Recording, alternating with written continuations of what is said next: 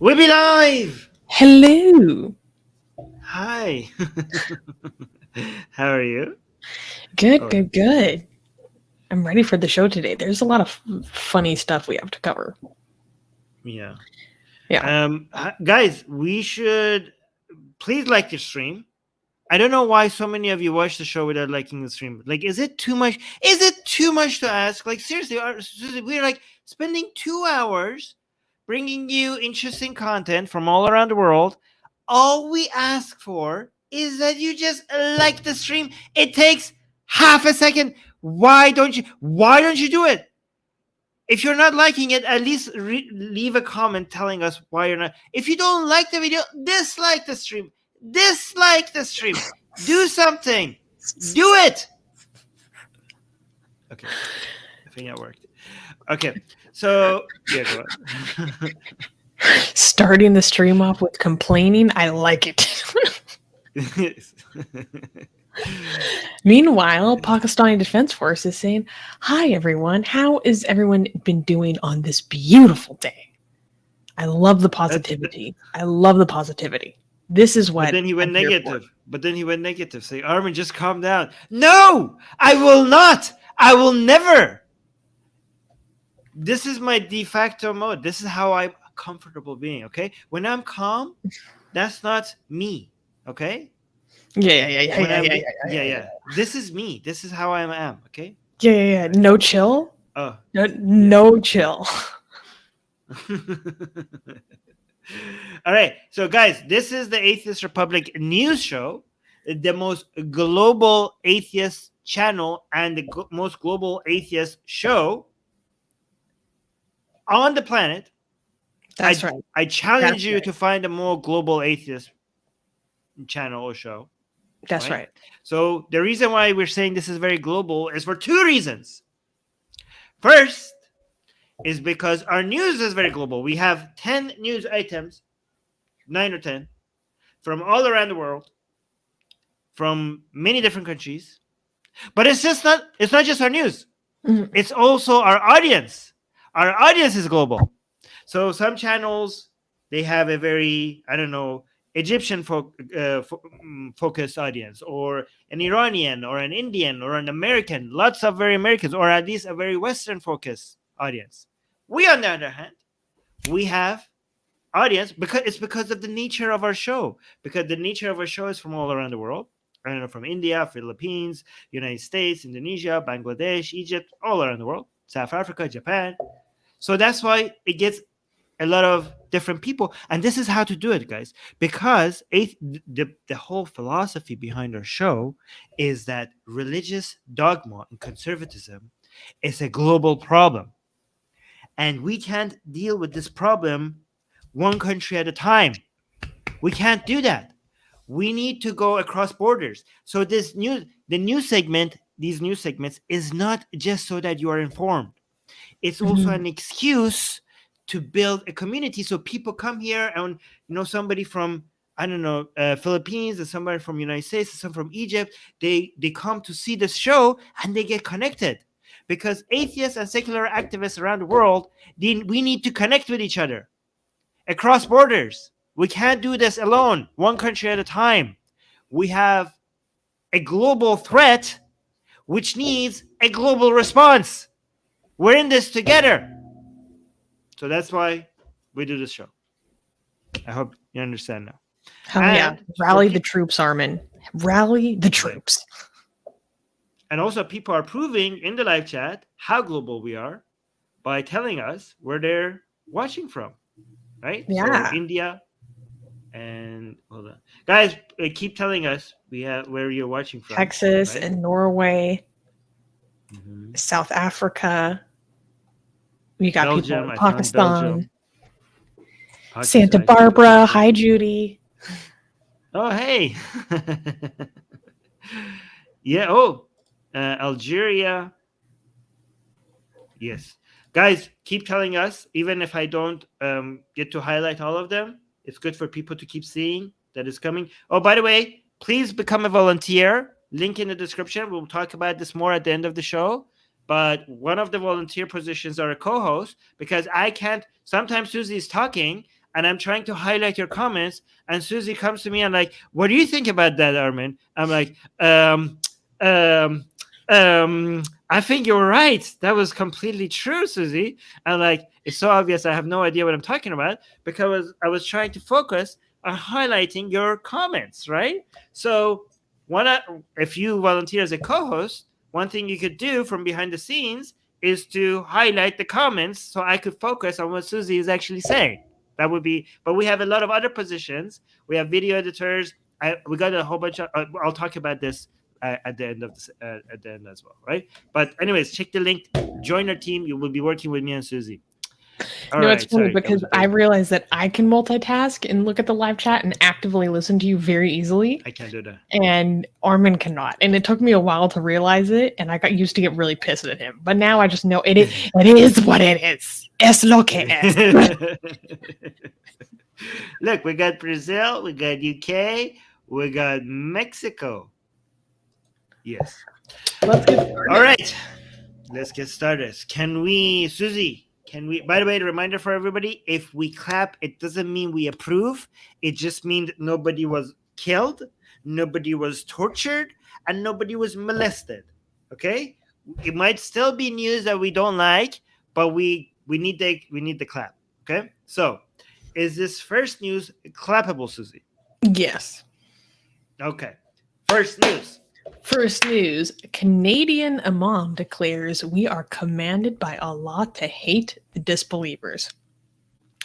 Canadian Imam Yonis Kathrada unleashed a storm of controversy during a sermon on May 26, 2023 at the Muslim Youth Victoria Islamic Center. With fervor, he proclaimed, quote, "We are commanded by Allah to hate, to reject, and to detest the disbelievers, whom he scathingly likened to, quote, animals indulging in vices." He painted a vivid picture saying, quote, "The disbelievers enjoy their lives to the fullest, while they are heedless of what is going to happen to them in the hereafter, just like the cattle that graze in the pastures are unaware that they will probably end up in the slaughterhouse." Yet Kathrada made an intriguing detour, using an analogy to differentiate between hatred and violence. He said, "If I hate broccoli, does that mean that I'm going to smash it all up and not allow anyone to eat it?" His incendiary comments follow a history of contentious rhetoric, including earlier sermons advocating against befriending disbelievers and calling for global jihad. What? What? Why did he say it like that? That was I don't know.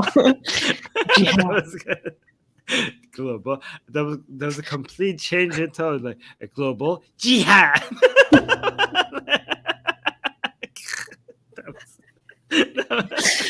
I mean, when you're talking about, jihad, you have to put some fervor into it. You know what I'm saying?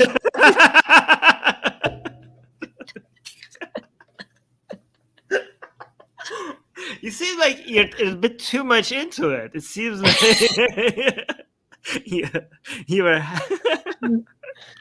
I mean, we all have our own personal jihads. Okay, my personal jihad is I'm waging a jihad on my self-doubt. Okay, I'm going to war with myself. Okay, so you got to say it like you mean it. All right. So, anyways.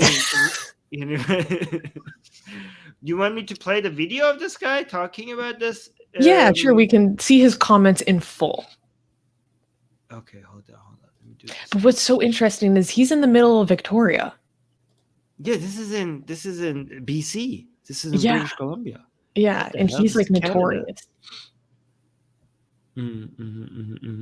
Okay, go ahead. Yeah, okay. Let's play.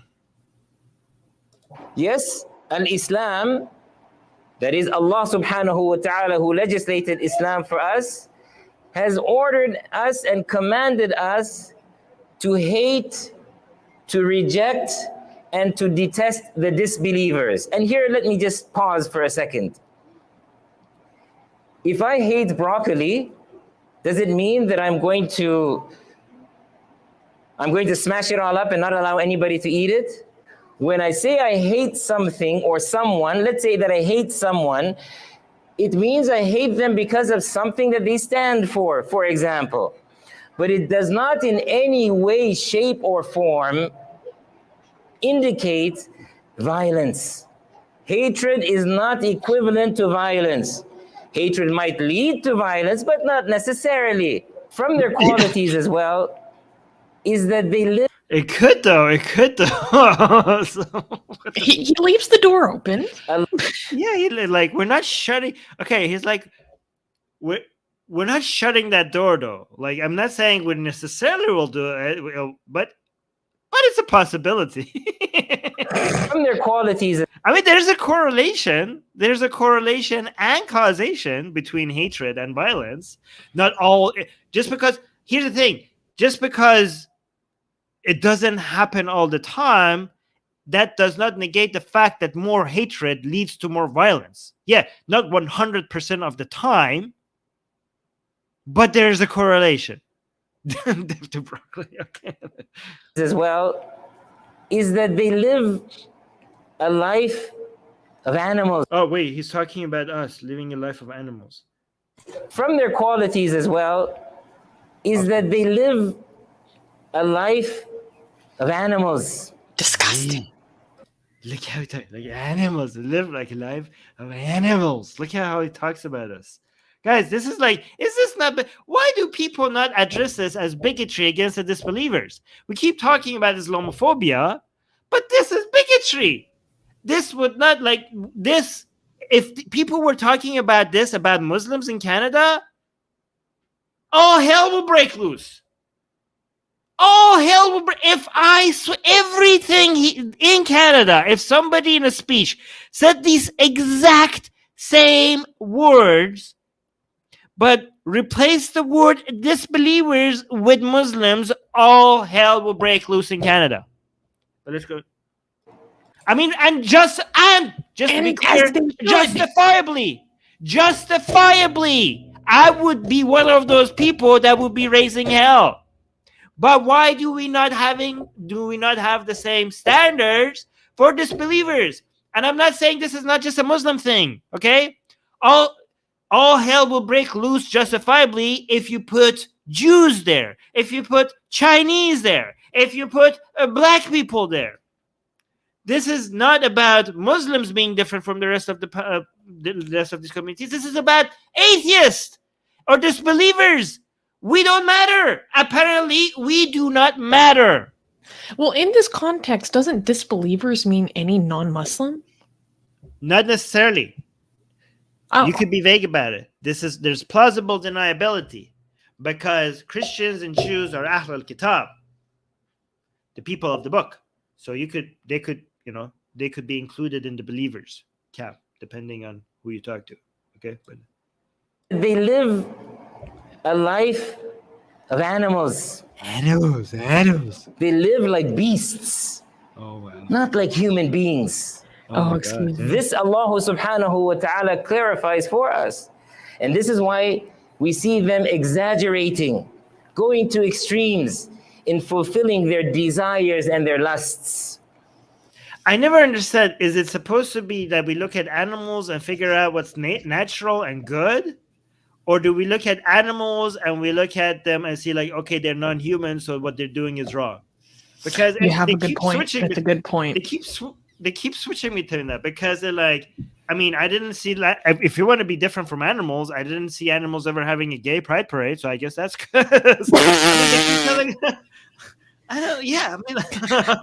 That's not very like other animals. And also, by the way, we are animal. Humans are animals. When they say animals, what they're supposed to say is other animals, right? But yeah, I mean, yeah. So I guess like, gay pride because no other animal does that. Nightclubs, drugs. Wait, nightclub drugs? I mean, have you ever seen sheep go to nightclubs or do drugs? No. But here's the thing. This is always the example. It's always nightclubs, drugs, partying, and sex. Okay, here's the thing. Actually, I think most of the population doesn't engage in that. Yeah. Most of the population doesn't engage in that. That's only a small segment of the population, and you just see it more on the media or whatever because it's like more exciting, I guess, right? Or it's like pushed as something that's supposed to be like super fun. But here's the thing. I'm a big atheist. I don't like the club. I don't like drugs. I've seen too many friends destroy their lives like that. I'm not into that. Like, but maybe we should be if we want to be separate from animals. I mean, these are exclusively human behavior. I'm like, I like the way that people like this talk about it. It is as if everyone and their grandma spends their time at the strip club together. But your grandma doesn't do that? No, I mean, I love the strip club, but I mean, I would have fun with my grandma. She's awesome. But anyways. Yeah. Let's finish this. You name it. That the disbelievers enjoy their lives, enjoy in quotation marks, to the fullest, while they're heedless of what is going to happen to them in the hereafter. Just like the cattle that graze in the pastures are unaware of the fact that they will probably end up in the slaughterhouse. He looks quite pleased with himself when he says that. I'm not going to lie. He's like, they're going to end up in the slaughterhouse. Smile. I'm like, oh my God. But who's going to slaughter us, though? Allah. Oh, okay.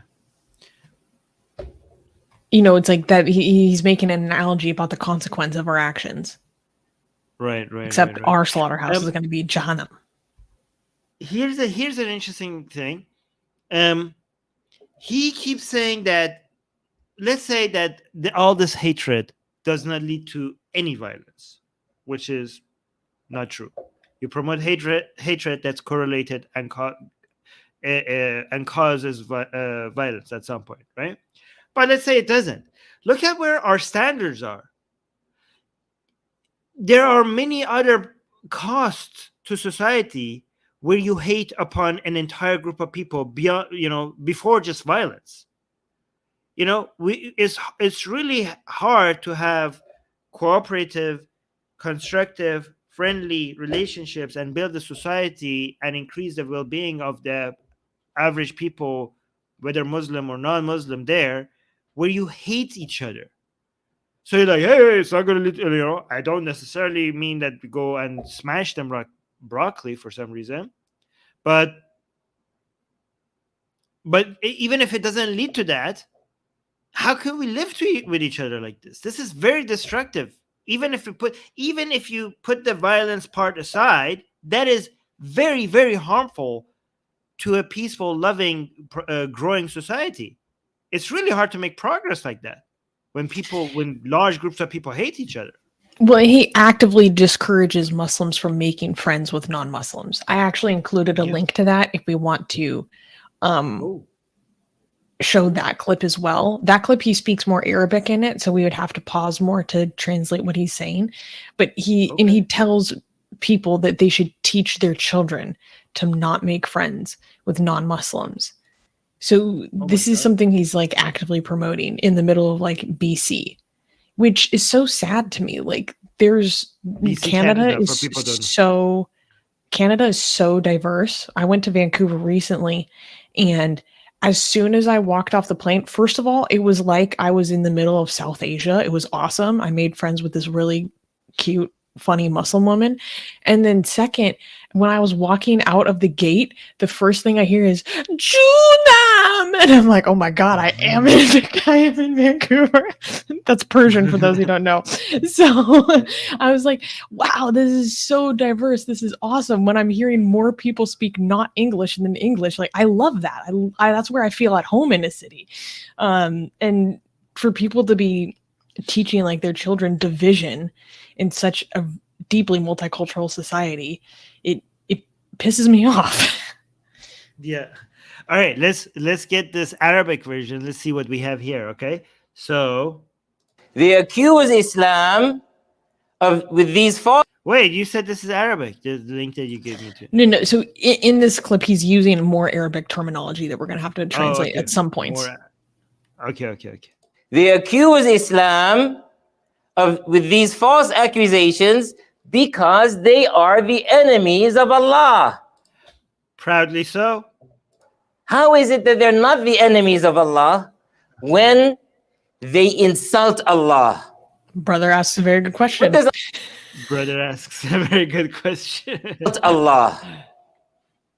What does Allah subhanahu wa ta'ala say in the Quran about himself? Lam yalid wa lam yulad. He begets not, nor is he begotten. That means God doesn't have any children and he's not born from anything. He begets not, nor is he begotten. Yes. He doesn't have children. And he is not the child of anyone. But what do they say? They say that Allah has a son. Oh, he's talking about Christians. Okay, so you're right. He's including Christians in the disbelievers. Is this not showing enmity towards Allah? Oh my God, this is his version of enmity just because they're making a false statement according to their standards? Just wait. Oh, it gets worse? Yeah. How are they not the enemies of Allah when they accuse Allah Jalla wa Ala of being tight-fisted, of being stingy? Oh no, this is getting bad? This is going exactly where you think it's going. This is going where I think is this going to against the Jewish people? Yep, it's going exactly. Yep. I can smell anti-Semitism a mile away. From a mile away. I can see it. I can see it coming from the distance. Oh my God. Hold up. Is this going where I think it's going? Okay. You said tight-fisty and stingy. Your alarms are going off. Stingy. Okay, let me go. Being tight-fisted, of being stingy, of not being generous. You know, when they said that, Allah. Oh, it says that they said that, it puts in parentheses the Jews. You know, when they said that, Allah subhanahu wa ta'ala responded to them by saying, غُلَّتْ أَيْدِيهِمْ. May their hands be shackled. May they be tight-fisted. May their hands be tied. And Allah Jalla wa Ala tells us that they are cursed because of what they say. So what? They're the friends of Allah? That's why He curses them? No. He only curses them because they are the enemies of Allah subhanahu wa ta'ala. By the way, he's referring to Quranic verses that is specifically talking about Bani Israel or the Jewish people. That's why. افهموا هذا جيدا. Make sure it says understand this well. This is clear in your mind. You think that they are your friends? No, they're the enemies of Allah. So if they're the enemies of Allah, how are they your close friends? I want our children to understand this well. Oh, no. The non-Muslims are the enemies of Allah. Therefore, they are your enemies. Some of them don't even believe that Allah exists. You want somebody... I was like, I'm disappointed. I thought we're getting a mention here. It's just talking about Christians and Jews, but now... Oh, no, we get a shout out. Don't worry, he didn't. We get a shout out. For they are your enemies. Some of them don't even believe that Allah exists. You want somebody like that to be a close friend of yours? Oh, no. Oh, no. You want somebody like that? Like that to be a close friend? What is this discursing shit?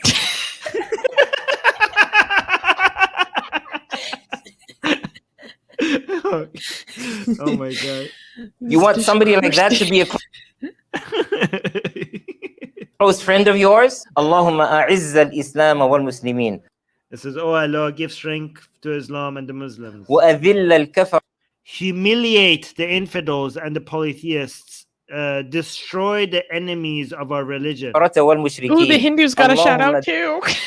Oh yeah, the Hindus, right? You're right. The Hindus got a shout out. He left no one untouched. No, nobody. Yeah.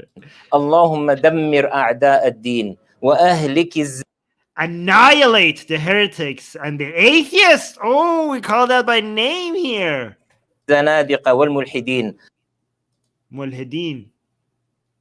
We're the Jumhuriyat al-Mulhideen, by the way. Oh, you're You know, right. We're the Jumhuriyat al-Mulhideen. Yes. So I feel honored for being mentioned. Thank you very much. Yeah, let's look at some comments in the live chat because some of these made me laugh. Okay, so people are sharing what their personal jihad is after I shared my personal jihad. Guys, feel free to put your personal jihad in the live chat as well. The Asian American is saying that his personal jihad is his lack of focus. Imran is saying that he's waging a jihad on the horny. Wait, why? Embrace the horny. Well, Embrace the horny within you. Sometimes you need to just, keep it under control. You know what I'm saying? Like, you can embrace the horny, but it needs to be under control. And speaking of drug use and animals and things being unnatural and all that stuff, Brandish gave us $8. Thank you very much, Brandish, for the super chat. And he's saying, I'm pretty sure dolphins get intentionally high off of pufferfish poison, which I did not know that. But if that's true, that's fascinating and also kind of cool. That's kind of cool. By the way, thank you so much for the super chat. I forgot to remind at the beginning of the show that if you use the super chat option on Atheist Republic's YouTube, because I know some people are watching us on Facebook, then we will, between the news, like we have 10 news items, and between the news items, we will make sure to read the super chat. So if we don't read it right away, because we're waiting for the news segment to finish, and then we'll read it, and then the rest we will end up reading it after the next news segment. Thank you again for your support. We also, Doorknob Head is saying my personal jihad is not enjoy sitting on the toilet for so long. It's so good though. And Newman has also declared jihad on his lack of focus. Contemporary Cooper also said, I would like to thank Atheist Republic for bringing this news to my attention because we all know that most public news would never show this to the general public. It's true. Especially out of the heart of Canada. But Armin, what do you think about this? I saw a lot of reactions in the live chat of people asking or questioning how common his opinion is among average Muslims. What do you think? All right, so remember, it is very, very common, but common doesn't mean majority. So this view is very common, but among Muslims, the views against it is also very common. So common means that you could find a lot of examples of it, that there's plenty, like there are thousands and thousands of examples of it, okay? But there's also a lot of Muslims who hate this view, that are offended by this view, and they're also terrified by this view because they're like, oh no, now people are going to judge us, and this is going to make our lives here in Canada a lot more miserable, and they're going to think we're all like this, and they're going to treat us like a threat. This is why a lot of Muslims in North America are against immigration because they're like, we're having it so good here, we have built up a reputation here, and these immigrants are going to come and they're radicals and they're going to destroy our reputation. So both views are very common.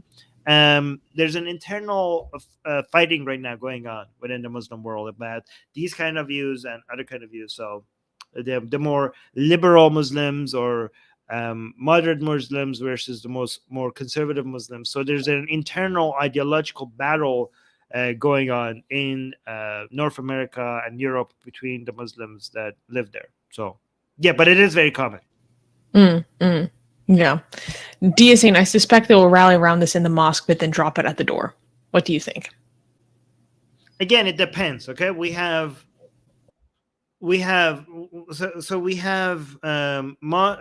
people like that will talk about this in the mosque, but outside they will behave a bit differently. There are people that are talk about this in the mosque and behave accordingly outside of the mosque. And we have the other end of it. There we have mosques that are within the mosque fighting against these ideas as well. So that also exists. So we have mosques that are going full on, not just good kind of progressive. We have mosques that are going full on woke. Oh, the first time I got kicked out of a mosque was out of a woke mosque. Out of an LGBT mosque. Yeah, I went. Yeah, okay. So I've been You're to like, the a lot Salafis of. are more tolerant than this. Yeah, no, I went to full on Sunni ultra conservative mosques, okay? And they treated me with sweets. They showed me how to do the wuzu in the Sunni way because I only learned how to do it the Shia way. And we did, we sat down, we talked, it was fun, okay? And this was like extremely, I asked questions, it was cool, right? Even though I don't believe in that nonsense, I still was like respectful, and they were respectful, and it was nice. And I asked questions and they answered my questions. I went to an LGBT mosque with a female imam in London, and I asked questions. I mean, to be clear, they tried to kick me out, but then I was like making a fuss about it, so they stopped. But they almost kicked me out, right? I was like, this is the first time in my entire life. I've been to many, many, many, many mosques. I've never been. This was supposed to be an accepting mosque. So I think like when they mean they went accepting, by accepting they meant color and gender and sexual orientation. They didn't mean accepting of challenges and alternative ideas. Because Oh, to that, crazy. You're telling me the yeah. So progressives are skin deep when it comes to diversity and inclusion? Shocking. yeah, because I was asking the questions very respectfully, and they did not like it, and they almost kicked me out. Oh, also, so yeah, we have those kinds of mosques as well, and everything in between. Um, I one of the sermons in that mosque was from a woman telling everybody how all the evil in the world is because of white men, right? And I I would was have listening. loved to see you react to this. I wish there was a camera. Oh my god. Oh yeah, there was. I was listening to that, and I was like seeing some of the people in the ideas were white men. And then after the whole sermon was over, I went to the washroom and I was coming out, and I saw that he was like also moving to a direction. I went to him like, so how did that make you feel? Like, because I was like, why do like these people don't get offended when they're talked to, when their their ethnicity is talked about like that, right? Like they're like kind of grouped in together. I was like, how did that sermon make you feel? Like I was like, did that, and he was like, yeah, I am truly sorry. I completely Oh, understood he's that. just cucked out. Yeah, he thought that I'm saying like, do you understand? Like he thought I was like adding to that. He thought I was going to tell him like, do you know your place, Mr. White Man, right? And he was like, he told me like, yes, I apologize. This is all true. So cucked out. And It's I'm like, crazy. oh my god. I'm like, why is he apologizing to me? I'm like, wait a minute, why are you saying this to me? Like, why is this man apologizing to me? I don't know you. You have not done anything to me. But he was apologizing to me. It was ridiculous. Well, you know how there's the meme about like white lefties and liberals like being just cucked out and weak? This is like a real thing. There are studies about how it's actually normal and you are supposed to have a positive bias about your own group. You're supposed to. This is like evolution. You're supposed to have a positive bias towards your own group. But they've done studies on like white lefties and liberals, and they're the only group that shows a negative internal bias. But They again, are not all literally lefties. cooked. Yes. But I just want to be like mindful, okay? Because this is just a fringe group in the left, okay? I don't want people to think that we're anti. I mean, I consider myself left. Do you consider yourself left, Susie? I don't know. Oh, come on, of course. I mean, like Of course. I've always been like a left libertarian. Like, yes, okay. So we're left libertarian. Don't think that we're going on those. We're not going red pill, okay? Okay, so we're not going. So here's the thing: every group of people has its own crazy members, right?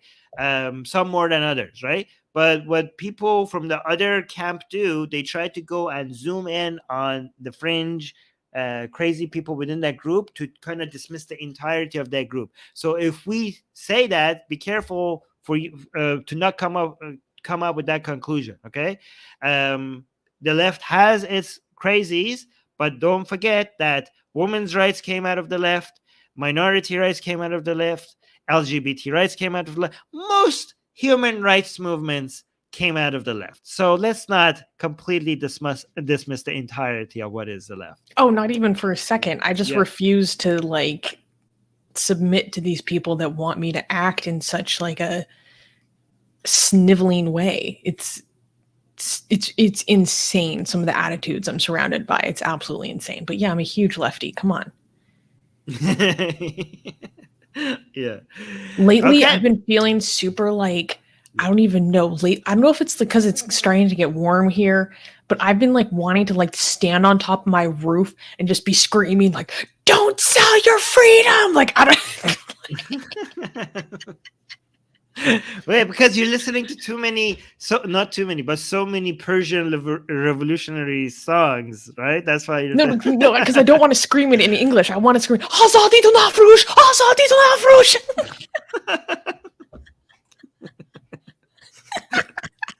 Oh god.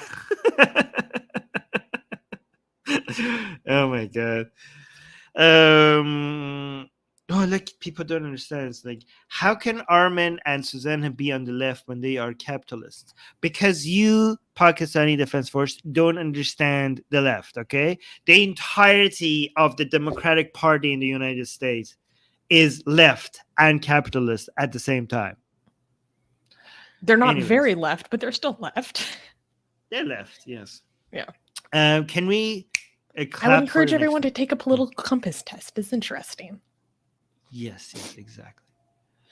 Oh, I need to take a quick break. I stay hydrated, guys. Don't blame me for this, okay? But I will clap. Is it clappable? Yeah, this is funny. But come back quick. Okay. So I will come back quick. I always come back. All right. Wait. Next news. Hold up. Next news, a bold nude protest that desecrated the Vatican. In an audacious protest that shook the Vatican, a Polish man stripped naked and leaped onto the main altar of St. Peter's Basilica with "Save the Children of Ukraine" scrawled on his back. The incident, which took place as the basilica was closing, prompted Cardinal Mauro Gambetti to perform a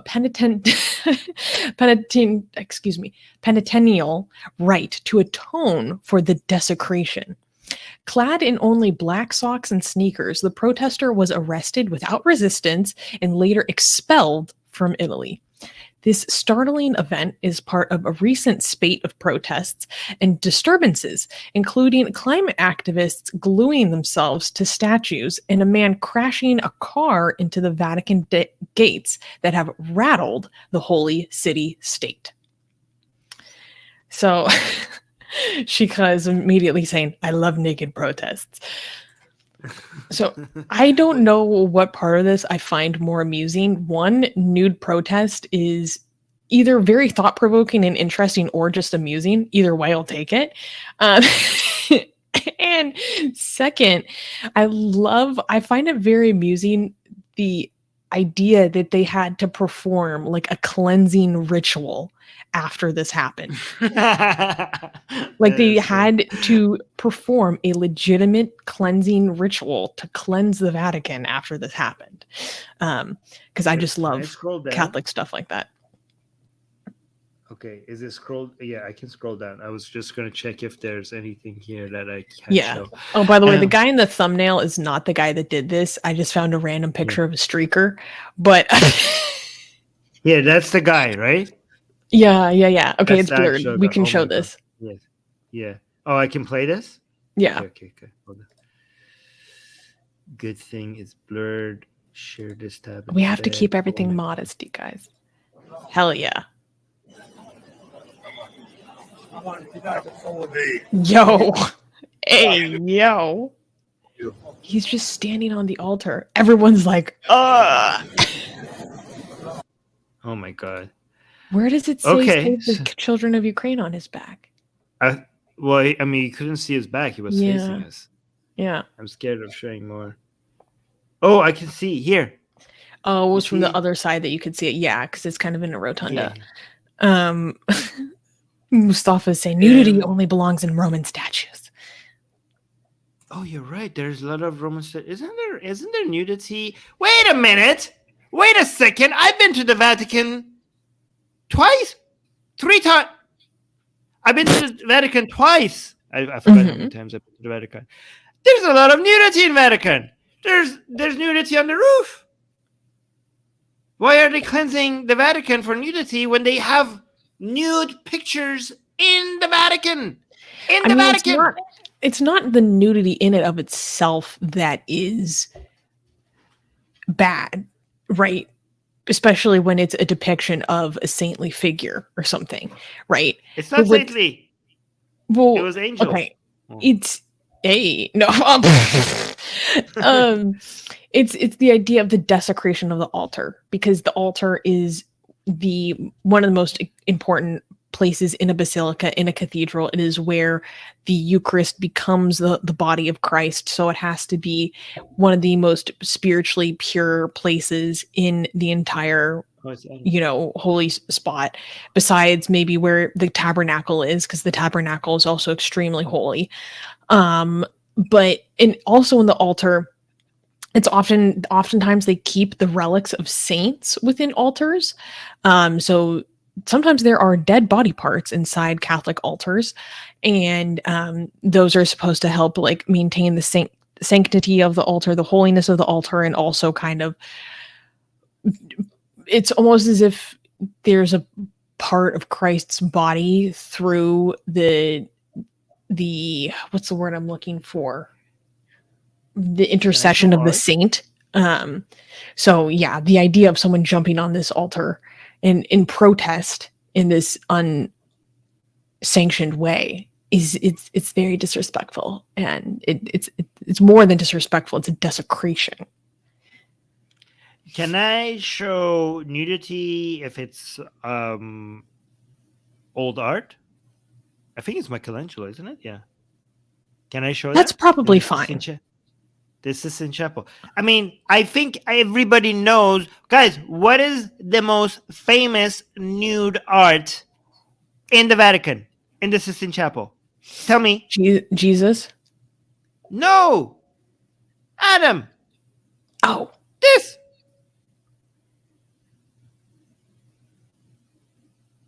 is in the Vatican. Yeah, I feel like it's so tiny it barely counts. It took me to if it takes me a second to find it, does it even count? Hey, that's our father. Stop it. That's my daddy. That's okay though, right? I think so. Yeah, this is classical art. That has to be fine. This is Michelangelo, isn't it? It's Michelangelo. I think it's Michelangelo. Yes, yeah. Yeah, okay. The live chat is hilarious right now. Oh my god. But Armin, what do you think about... I mean, I can't even respond to that. I can't even object, and like, why should I? Yeah. But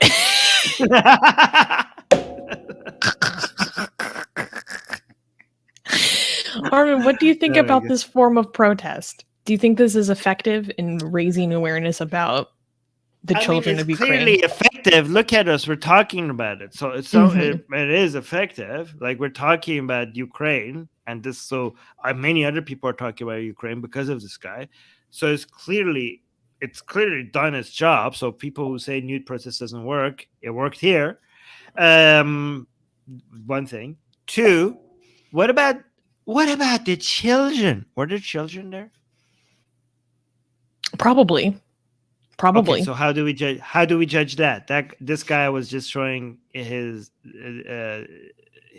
pee-pee there, and there were children there. So what do we do? How do we judge that? This is not. I don't know if people are going to think that I'm out of my mind when I say this, but I don't think seeing a naked body is inherently sexual. If it was doing it in a way where it was like sexually excited and exposed, like that would be a huge violation. But just a nude body in itself is, Jesus Christ. In many cultures, that's like not even seen as that. It's not even seen as something to pay attention to, right? I don't know. Am I out of my mind for saying that? No, like I've been like in Germany. I've been to locker rooms, like to be when we go before swimming, right? So there's the locker rooms, right? And the weird thing is that it's all mixed, and people are changing their clothes and changing to swimsuits, and there's like children there, and they're like grown ass men and women just like taking off their entire clothes, and nobody seems to give a crap. Like I don't know anymore what the standards should be, but I think like if the children in environments where the children are traumatized by seeing something like that, then they shouldn't be exposed to it. Mm-hmm. If they are not traumatized by it, then I guess they have their own standards. But in a situation like that, of course, seeing someone naked is shocking. Yes. Let me just So I think I don't know how to. Here's the thing. I'm going to appeal. I'm going to claim ignorance. I'm going to say, talk to a child psychologist. I don't know. So I'm going to get out of this. This is my get out of the jail free card. Okay. I don't know. Okay. I don't know. Yeah. Germany has its own standards. Other countries have their own standards. I don't know what's the right thing to do. I need to talk to a child psychologist just to figure out if this is harmful or not harmful. Yeah, I guess I'm just biased because I've been in environments where there is just like nudity of people and it's like totally casual and no one cares and it's not even threatening at all. And so I don't know. I think although I was older or maybe even like an older teenager in some of those situations, because we have something in my city where I grew up called the Naked Bicyclist Brigade, and people just bike around naked. So sometimes like you just see people naked. It's part of my city's culture. And I remember when I was in 4th grade, I saw the naked bicyclists and I was like, oh, whoa, what is happening here? Like it's shocking in that you see people naked when you're not expecting to, right? But it's not in and of itself like traumatizing. You're just like, whoa, what is that? Okay, so Pakistan Defense Force. Oh, here he always gets offended when we talk about this. He says he's yelling. He says, "How can children be traumatized when ancient human tribes were naked?" Okay, because they're trained to find it shocking. Okay, so the fact that they find it shocking will make it shocking. So if they find it shocking, it's traumatizing. We could be trained to be traumatized, and I don't care the fact that naturally they wouldn't be traumatized. The fact that they do get traumatized, it's all that we need to care about. So here's the thing. If in United States it's traumatizing, then you shouldn't do it. If in Germany it's not traumatizing, well, then you should have a different standard there. The fact that we have to look at the effect, this is not based on principles, this is based on effect. That's how you judge it. Yeah. So until you could change society when it's not traumatizing, until then, it is traumatizing. So stop it. Yeah. I don't know. It's such an interesting and it's a difficult discussion. I get torn in a lot of different ways. Because this happened last year when the naked bicyclists showed up to Pride in Seattle last year, and then Matt Walsh and the Daily Wire and all these conservative media outlets were posting the photos of the naked bicyclists and talking about how the LGBT are groomers and look at their naked people in front of all these children, blah, blah, blah. And I'm like, you fundamentally don't understand that this is like a part of my city's culture. Like this is a normal thing in my city. Like it's actually not anything to do with Pride. I've seen the naked bicyclists show up to the 4th of July festivals butt ass naked, like at a public park. Like, okay, is now the 4th of July festival grooming? Like, no. I don't know. They're not consistent. They're not consistent with their outreach at all.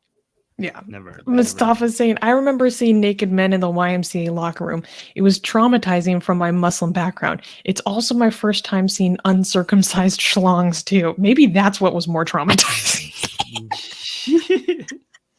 You're like, what happened? What's going on here? But seriously, it's really important to mention to you guys that we're not the authority here, and we have on what is good for the mental health of children. Okay, so I just want to make that very clear that you should not take what anything that we're saying seriously, because this is a very complicated. Mental health is complicated, especially when it comes to children, right? So don't come up with an opinion just because you just put two and two together. Okay, this is something that you actually need to go and look at what research and mental health professionals, not just any mental health professional either. Like even an average mental health professional is not, it does not have authority to speak about this. You need to speak about to child psychologists, okay, and not just their opinion, okay, their published opinion, their peer-reviewed opinion, okay, because sometimes professionals say like many different things that end up not being true. So you need to do proper research, okay. It's a bit difficult because it's so culturally bound. Exactly. Yeah, and Shinobi is bringing up an example in the live chat of like his sister getting flashed in the park. That's something that's completely unacceptable. Like that is an act of sexual aggression. Period. That is. Oh my god. That yeah, is. Of course. Yeah, that is. Yeah. We got 2 super chats. Thank you, everyone. Kenny. Oh, so by the way, again, reminder that we will read the super chats between the news items. So keep the super chats coming, and we will read them between the news items. So Kenny just gave us a super chat without any comment. He just wanted to support us. Thank you so much. Thank €5 you, Kenny. super chat. Thank you, Kenny. And then we got one from Engaged American. You want to read this one? Engaged American, thank you for the $2 and for sharing that he was traumatized by circumcision scars. That is the actual trauma. That is the actual trauma. Yeah. Yeah. So you're right. Yeah. Thank you for reminding us about that. Yeah. Okay. Can we clap for the next news? We don't like this. Oh my god. Okay, so hold on. How bad is it? Oh, it's not that bad. It's not yet. We don't know how bad it's going to be, but anyways, it's okay. It's no bueno. Let's not clap. No bueno. Yeah. Okay. Fine. Okay. Next news. Next news. Saudi female influencer faces unimaginable penalty for advocacy posts. Manahel al-Otabi, a 28-year-old fitness instructor in Saudi Arabia, faces an uncertain but potentially severe sentence for her social media advocacy. Arrested for posts supporting liberal reforms, including women's rights and LGBT rights, she has been charged with defaming the kingdom and calling for rebellion against public order. Her case is being handled by the Special Criminal Court, originally established for terrorism cases, but now increasingly used against activists, raising concerns about the severity of the penalty she may face. Lina Al-Haflou, a human rights activist, lamented the disparity in treatment between Saudi nationals and Westerners, saying, quote, "They say they welcome women and that women can wear whatever, but at the end what is happening is that it is only for Westerners." Al-Haflou's statement underscores the ongoing repression despite claims of liberalization, as Al-Otabi's case reveals the stark limitations on freedom of expression in the ultra-conservative kingdom. So I wanted to cover this story because this woman seems like a total badass. And this isn't new to her. I was looking for photos of her online and I found photos of her from like several years ago of her walking around Riyadh like without an abaya or anything. And she's been documented as being this activist for women's rights and for reforms and against like male guardianship and stuff, etc. And I mean, this woman is just such a badass, like living in Saudi Arabia and making the kinds of posts that she was making publicly. So I'll read a little bit of background from the Associated Press. Al-Otabi, who posted fitness videos on Instagram, Twitter, and Snapchat, faces charges, like I said, of defaming the kingdom and calls for rebellion against public order, society's traditions and customs, and challenging the judiciary and its justice, quote unquote. Her posts include advocacy for liberal dress codes for women, LGBT rights, and the abolition of the Saudi male guardianship laws. Documents also accuse her of appearing in indecent clothing and posting Arabic hashtags that include the phrase "overthrow the government." It's not clear how many years of imprisonment she could face, though activists fear it could be lengthy. And this is particularly scary considering that we covered this story a few months ago. The case of Salma al-Shihab, who was a former doctoral student who was studying at Leeds University in the UK, who went back home to visit Saudi Arabia, and she got captured and she's currently serving, a 27-year sentence. This is a mother of young children because she simply liked posts by feminist activists and followed them and like maybe retweeted a few, but she didn't make any of her own activism posts against the kingdom.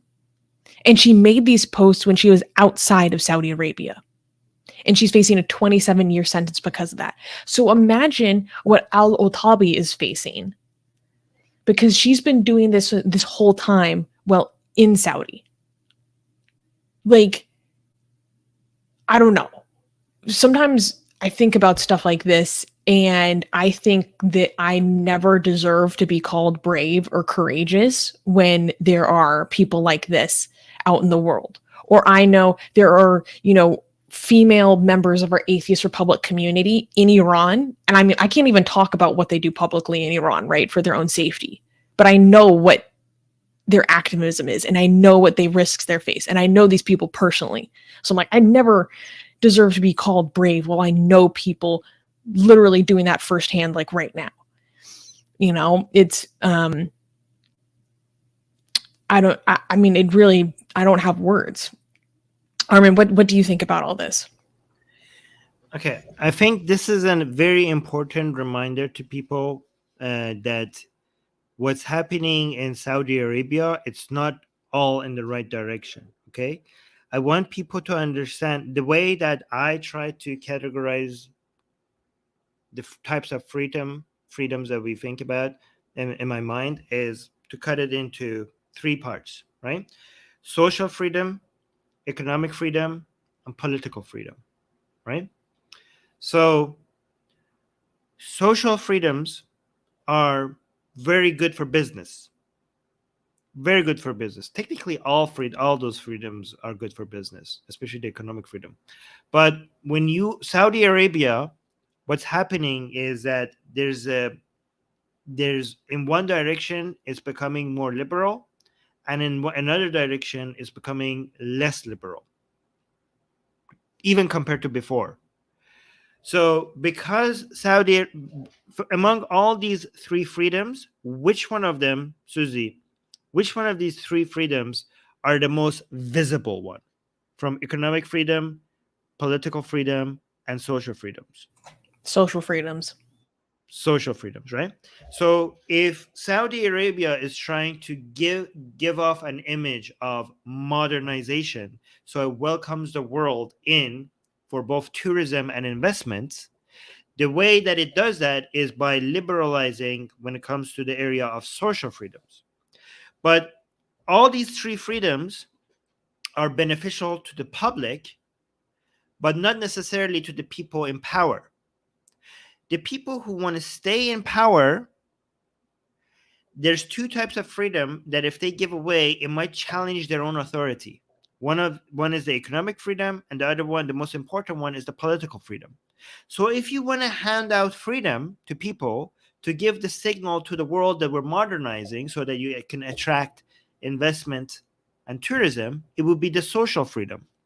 But that is dangerous because if people get too eager for freedoms, okay, they might challenge your authority. So at the same time, you want to reduce the political freedom. So that's what you're saying. And the political freedom is the most important one of all these three. Why? Why is the political freedom the most important of all these three? Because the other two depends on that. Because if you have economic freedom and if you have social freedom and you don't have political freedom, you technically don't have those other freedoms. It's not really a freedom. It's a gift from top down that could be given and could be given away. The only way that you could make sure that you actually have those other freedoms is by being able to control your own destiny. And the way you control your own destiny is with the political freedom. And the most important freedom among political freedoms is freedom of speech. Let them know. Let's talk about it. Go for it. Yeah. Go for it. No. Go for There's it. This freedom is of what I'm here assembly. for. This is what I get worked up about. Go for it, Armin. Freedom of protesting, freedom of assembly, freedom of choosing your politicians, but most importantly, the freedom of speech, because all the other rights and freedoms depend on this one right. And Saudi Arabia, when it comes in that area, Saudi Arabia is becoming more illiberal, even compared to before. Even compared to before. They're hunting down dissent. And as bad as Saudi Arabia was before, it was never this bad. It's even getting like they have no tolerance when it comes. And some people, unfortunately, some people from our side, from among atheists, are sometimes celebrating it because some of this dissent is coming from Islamic scholars, right? And they're being hunted down because they're challenging the authority of the House of Saud. This is a war between the House of Wahhab and House of Saud. Some people love that. They're like, oh my God, they're going after scholar imams. And we love that. But this dissent is not, first of all, you should not want that because people should be able to be free to say whatever they want. But there's also a lot of secular activists that are being hunted down in a way that they weren't before, even in Saudi's history, with the excuse of terrorism, just for liking tweets, or posting stuff. That was not the case before in Saudi Arabia. It's getting worse. So, by the way, we're still celebrating the increase in social freedoms in Saudi Arabia. You could do that. You could bring attention to the fact that people are being hunted down just for speaking out in Saudi Arabia, while celebrating the extra social freedoms. These two do not contradict each other. Just because you're celebrating one, that doesn't mean that you're approving of the other. But it's important that while we do that, we do not celebrate the people in charge for doing it, because they are not doing this out of the kindness of their heart. They're desperate. They know fossil fuels are not going to be generating revenue forever. And they are desperate because the time for fossil fuels might be, the end of the time for fossil fuels as a revenue generation might be coming to us faster than a lot of people anticipated. And Saudi Arabia, if that happens too fast, Saudi Arabia could go bankrupt so fast. They are terrified. They are losing sleep at night, and they need to diversify the economy really, really fast. And for that, they need to modernize. So this is not, you shouldn't be congratulating the monster that is Mohammed bin Salman, because this man is mostly responsible for the greatest humanitarian crisis of our lifetime in Yemen. So that guy is a monster. But given that he's forced to liberalize, at least when it comes to social freedom, the effect that has on some people, we could enjoy that and we could celebrate that. That's good. As long as we are remembering what else is happening in Saudi Arabia and what else Saudi Arabia is doing outside of the borders in Saudi Arabia to maintain power. And remember, some of these social freedoms, one of the purposes is to distract from those other crimes that they're committing, including this one that we're seeing right here.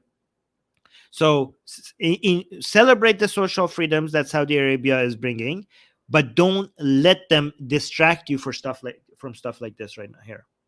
And that's what we're doing here on Atheist Republic. We're trying to make the distraction method not work. We're trying to bring this to you so that Mohammed bin Salman of showing you flashy things, Justin Bieber concert, I don't know, having Halloween, woman without hijab, all this like limitations on Islamic practices, all of that is meant to distract you from this, and that it shouldn't work. It shouldn't work. You should pay attention to those, but you should also pay attention to this. Yeah, I thank you, Armin, and I really appreciate how you always bring up the situation in Yemen into this. Like, Watcher also says it very well. He's saying kids are eating their hands in Yemen while people celebrate concerts, sports, and wrestling in Saudi Arabia. Never forget that. Exactly. It's really important to keep that in mind. And I just want to highlight a few things in the live chat. You kind of already addressed this, but Pakistan Defense Force saying, I thought Saudi Arabia was becoming liberal. Well, yeah, it's not all that it seems. D, our lovely editor, is saying they are saying that activism equals terrorism. Yeah, exactly. This comes from above. You are not allowed to fight for it yourself, and never forget that. That's what the message is. Contemporary Cooper is saying, is there any way that I can support her? I think the best way that you could support her would be to raise awareness about her case, like just make posts about it. So in the live chat, I put the hashtag of her name, Manahel al-Otaibi. So yeah, if this is important to you, like talk to people about it. Talk to even just regular people in your life about it. That helps because it raises awareness and more people even think to keep this on their radar, you know what I'm saying, and make posts about it. It actually does help. And D is saying Saudi Arabia's execution rate was almost doubled since King Salman took the reins in 2015, appointing his son Mohammed bin Salman to key positions. Yes, this is also important to keep in mind.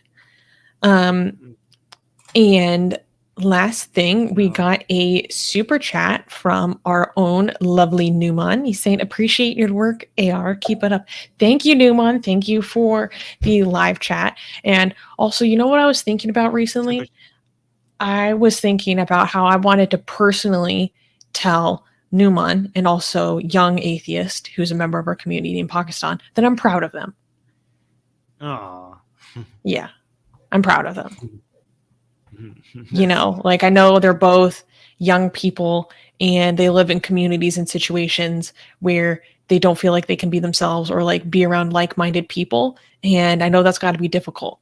But the good thing is you're still very young, which means that you have the ability and opportunity to work, I don't know, maybe a little bit day by day to build a life that you would like more for yourself. So I'm proud of you guys for sticking with it. And I don't know, I'm excited to see what you do with your life. These are some cool kids we have in our community. No, sorry, I just needed a moment to be wholesome. You mean? Oh, yeah. Wait, Oxymoron is saying it's very strange. Armin cuts slack for Biden or Clinton, but goes on attack for MBS if it was intentional, as if it was intentional. First of all, it wasn't. Mohammed bin Salman's attack on Yemen was intentional. It was clearly intentional. What are you talking about? He clearly bombed ports and hospitals and schools and mosques as a weapon. He used hunger and as a weapon Cholera. of war against children. Yeah, and spreading disease.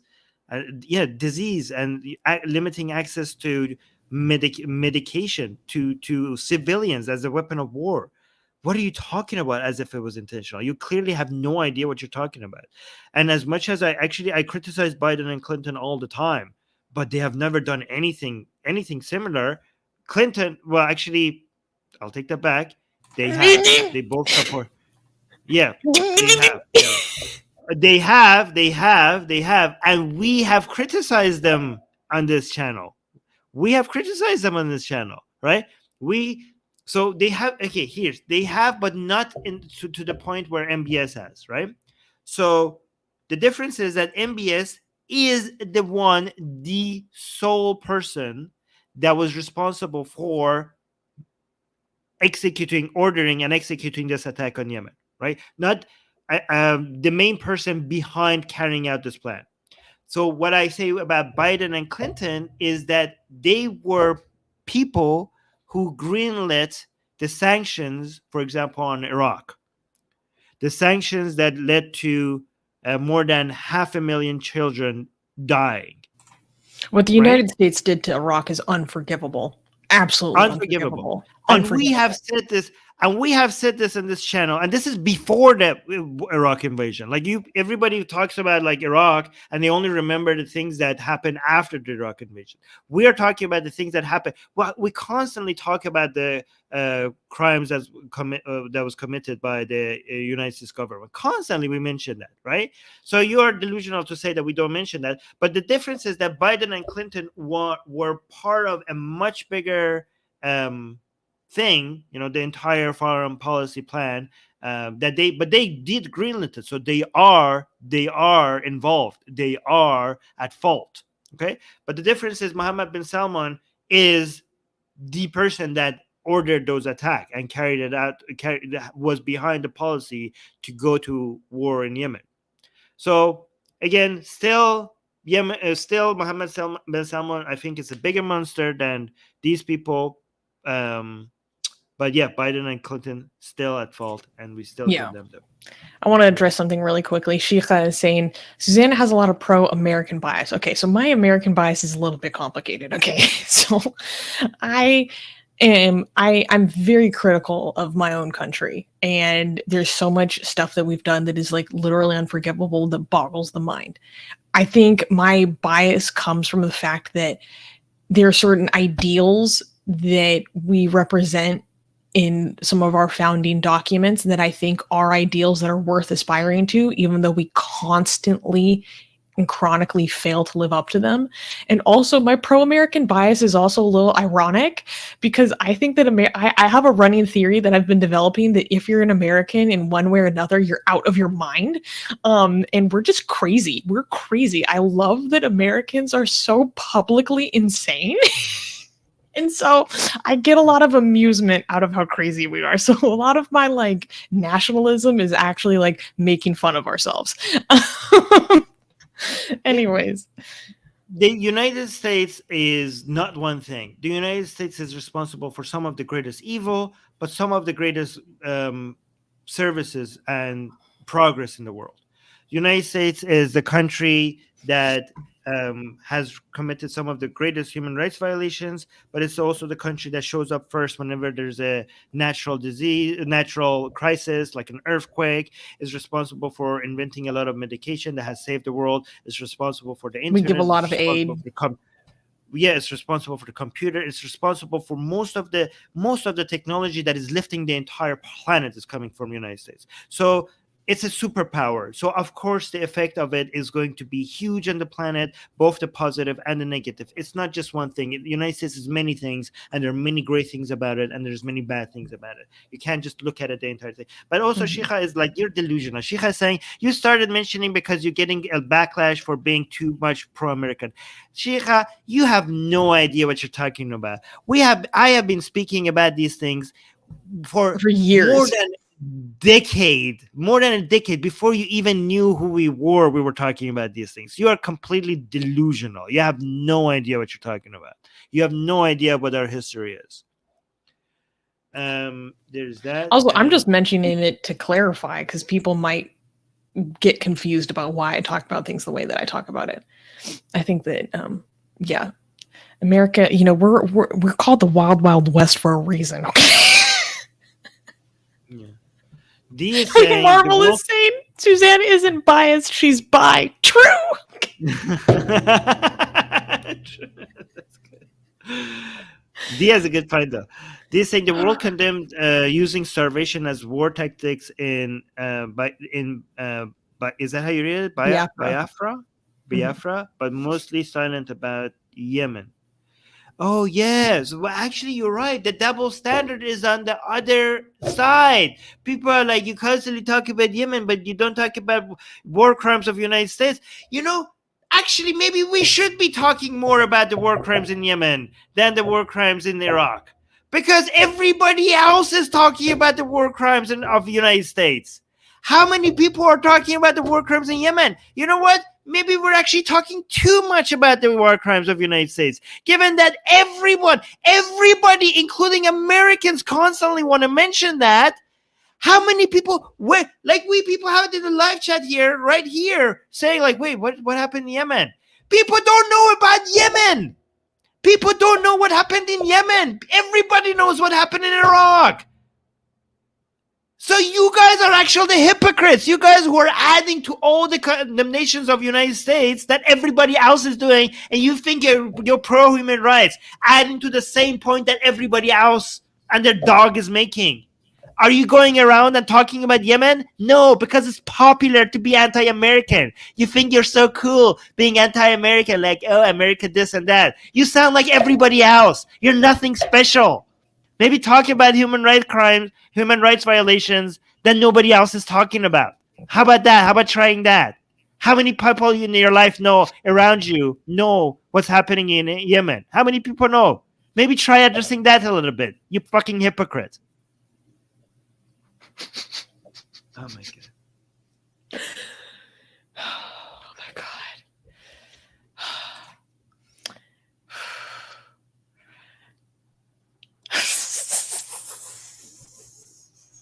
It's been a little while since we unlocked that flavor of Armin. I love it. Okay, but let's move to the next news.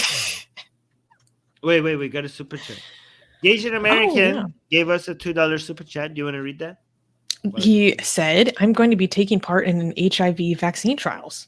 Fingers crossed. Hey, well, thank you for doing your duty, sir.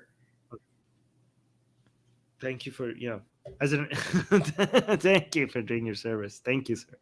Yeah, and thank you for the super chat, which is, again, a reminder, guys, we read super chats between news items. So if you want to support us with the super chat, we will read them between the news items. Thank you again, Asian American. There we that go. That segment went in a direction I was not expecting, but that was, you gotta love it. Yeah. Wait, I love how Numa just said, best of luck, gay. I like how that's his first name now. yeah, just gay. That's your first name. Oh my god. Oh my god. Oh man. Okay. Anyways. Oh, like proud to be American. Yeah, exactly. You guys are just gonna have to stay haters because you know we're the best. I'm just kidding. The best and the worst at the same time. Exactly. The best at being the worst. No. The best. Again, guys. Stay mad. It just doesn't make any sense to judge to come up with a judgment about an entire country. Like people in my Persian show are like, Armin, what do you think about Israel? I'm like, about what about Israel? Which part of Israel?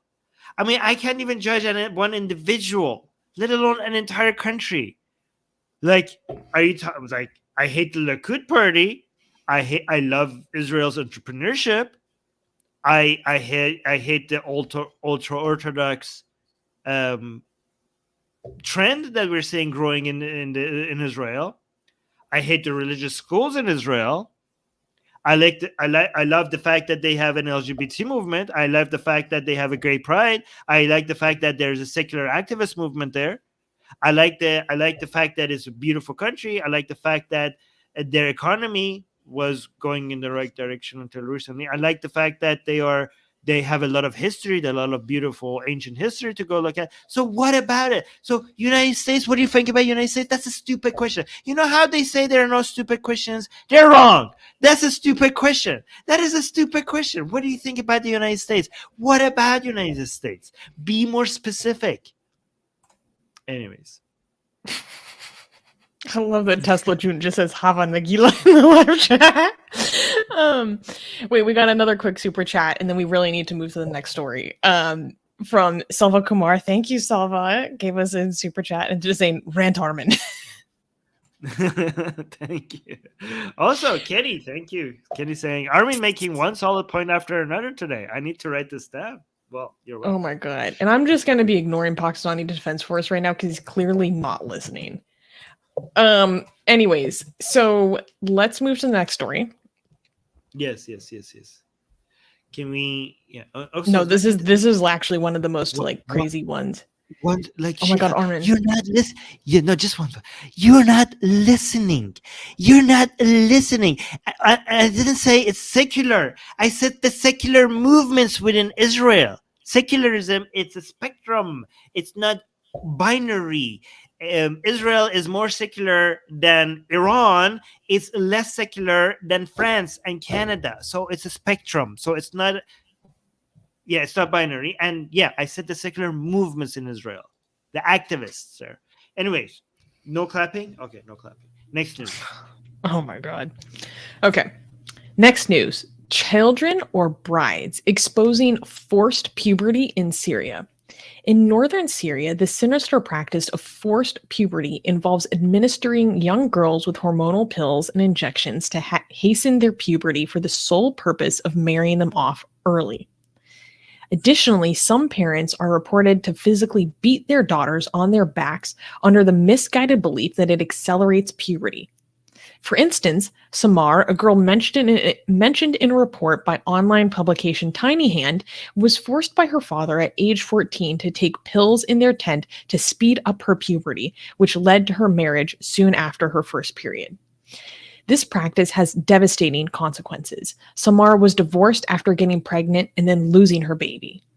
Despite bans by the health directorates of Idlib and Aleppo on selling and using hormonal injections and drugs without prescriptions, the Tiny Hand investigation found that these medications containing estrogen, progesterone, and testosterone can still be purchased without a prescription.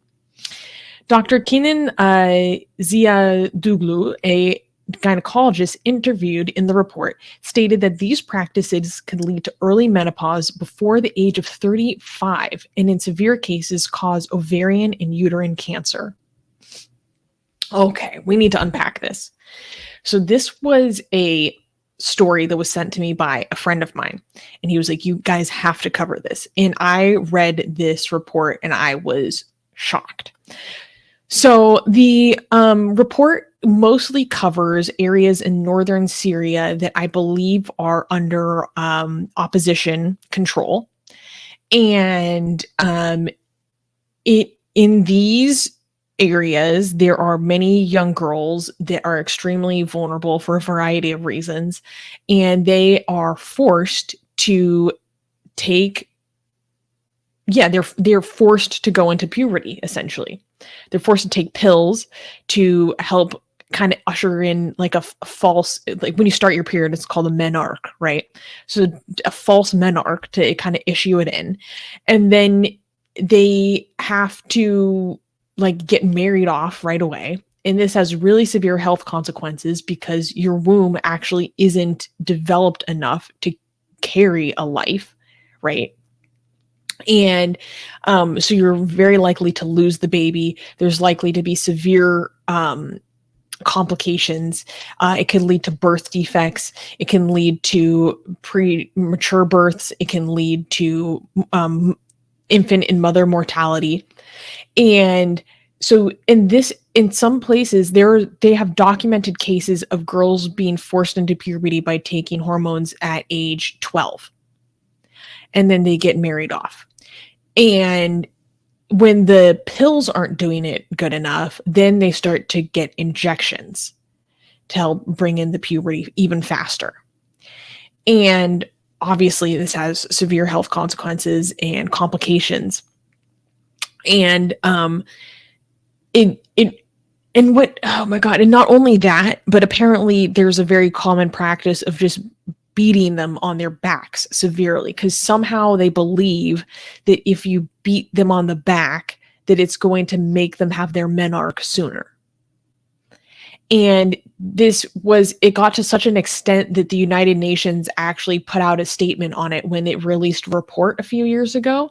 And when that happened, the Syrian government put in more controls to try to prevent people from getting access to these medications without a prescription. However, in practice, there is zero enforcement. There's zero enforcement, so people can still get all of this stuff anyways. And reading the report in detail, like it's really, really shocking. There was even one mother of a girl who pushed her daughter into forced puberty and said that it was a good thing because then you're going to be closer in age to your own children, and then you can be like friends. Really, really mind-boggling. So, Armin, now that I've just told you about this for the first time, what is your reaction? I have no words. I keep thinking I've seen the most bizarre, disgusting stuff, and I just I keep getting surprised. I mean, after 15 years of doing this, I still get surprised. They keep coming up with new ways to surprise us. I don't know what this is. Mm-hmm. I don't even know I have no words. I don't know how to react to this. Yeah. It's what really, makes really people, shocking. why? I don't know. I just like, why? Well, actually, part of the reason why is because these families are trying to offload the burden of having a daughter. They're trying to offload the economic burden of having a daughter as soon as possible, essentially. So, there's a lot of there can be a religious aspect to this, obviously, especially in terms of the child marriage. We know that this is allowed. We know that this is sanctioned as long as there is that first period. Hence, the incentive to start that period sooner, right? But then there's also, we have to be honest in saying that there is a economic or material incentive in that within the culture, it is a burden to have these daughters. So they're trying to offload that burden onto someone else as soon as possible. What do you think about that aspect of it? Yeah, so they're trying to offload both the boys and the girls, apparently. But this is Okay, what no, they this do. this boys thing is a little bit different. I was about to get into that in a second. Yeah. Mhm. Should I start that now? Yeah. Okay, so when I decided to cover this news, our lovely editor D in the live chat, everyone say thank you D for her hard work. She was editing this and she was like, Susanna, I think we should touch on this other aspect of this as well. And this is shocking. She brought to my attention that in the ISIS camps in the different areas of Syria, the Kurdish areas of Syria, where they control these camps of like tens of thousands of ISIS fighters and their wives and children, that in the camps where it is supposed to be only women and children, this is, okay, guys, I want you to brace yourself. Like, seriously, mentally brace yourself for what I'm about to say. The women in these ISIS camps use the young boys. They sexually abuse these young boys to have sex with the grown women so that the grown women will get pregnant while they're still within this camp that are supposed to be separated from men so that they can have children to raise the quote-unquote cubs of the caliphate. Wait, what? This is a real thing. To the point that now the Kurdish forces that control these camps, they have to separate the boys from the mothers around age 12 so that the boys are not sexually exploited, because so that they can continue to have more ISIS babies, essentially. I don't know how much detail I want to get into because it's really, really perverse. There are certain people, there's a lot about this that people question because they're saying, oh, if you are claiming that these women are getting pregnant by these boys and then having these babies, where are babies? Where are the babies? Where are the pictures of the babies? And the Kurdish fighters have said that they hide the babies, and so that we can't find them. So we can't take photos of the babies to prove that there are new children. However, they do have many accounts from boys who they took from the camps for their own protection, or so they say, talking about knowing other boys that were used this way. And talking to some of the boys that other people say were used this way, and all sorts of stuff. So some people say that there isn't enough evidence for this. However, there were several very knowledgeable scholars who work in the field, who work in these camps, and from their own personal testimony, they seem to think that this is a very real thing that's happening in these ISIS camps. It was shocking. Just to be clear, we can be sure. Yeah, because people called in to question it mainly because they're like, well, where are the new children? Right. But then there's all these other scholars and field workers who are saying we're talking to these kids and they're saying that, yes, it does happen. Okay, but this second story that you're mentioning hasn't been verified as much as this main one, right? Oh yeah, the fact that forced puberty thing. Oh yeah, this is very well documented.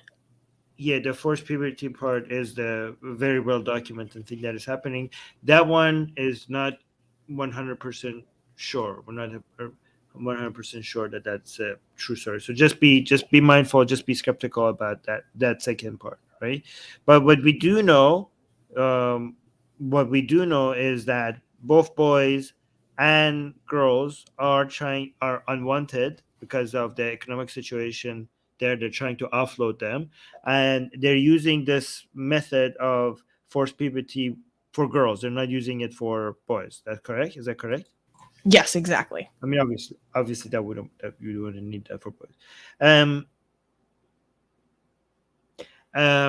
So the interesting thing is that it shows that when why can't they just like marry, like give them to another family that is not going to have sex with them until they actually reach the age of puberty? Like, why can't they do that? Like, maybe there's no the incentive to do that. Maybe no one is interested in that. I'm assuming that if that was a possibility, then people would do that. But presumably no one wants to bring on that burden until they're actually going to get something out of it, if I'm being very cynical. Right. Okay. Yeah, I just want to leave this story because I am pretty... What, you want to read this by D?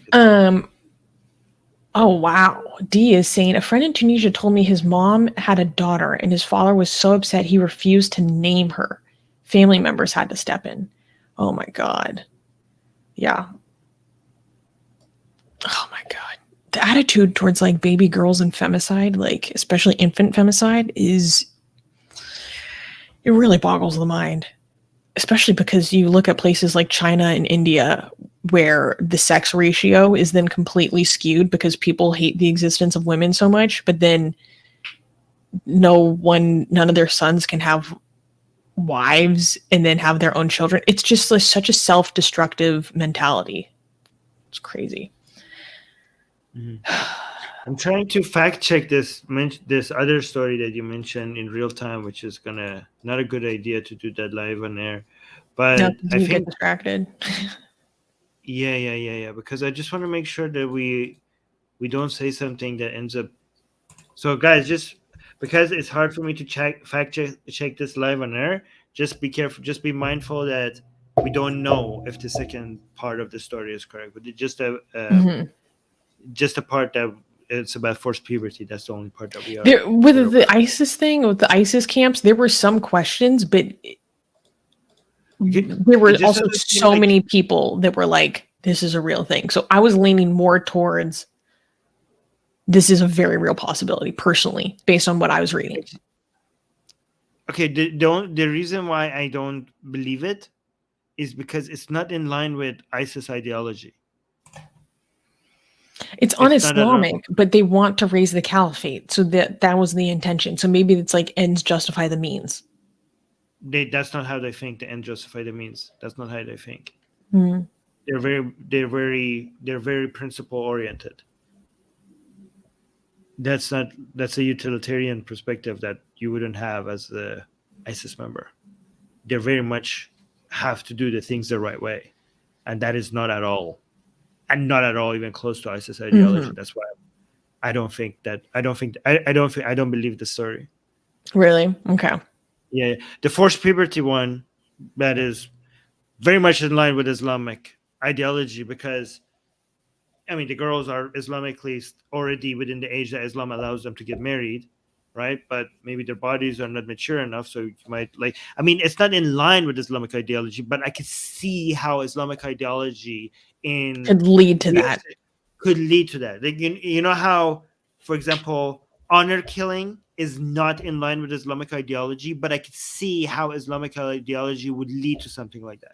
So again, this other forced puberty stuff, there's nothing in Islam that tells you to do that, but I can again see how it could happen, right? And we have proof that it happened. But that other story is just so outside,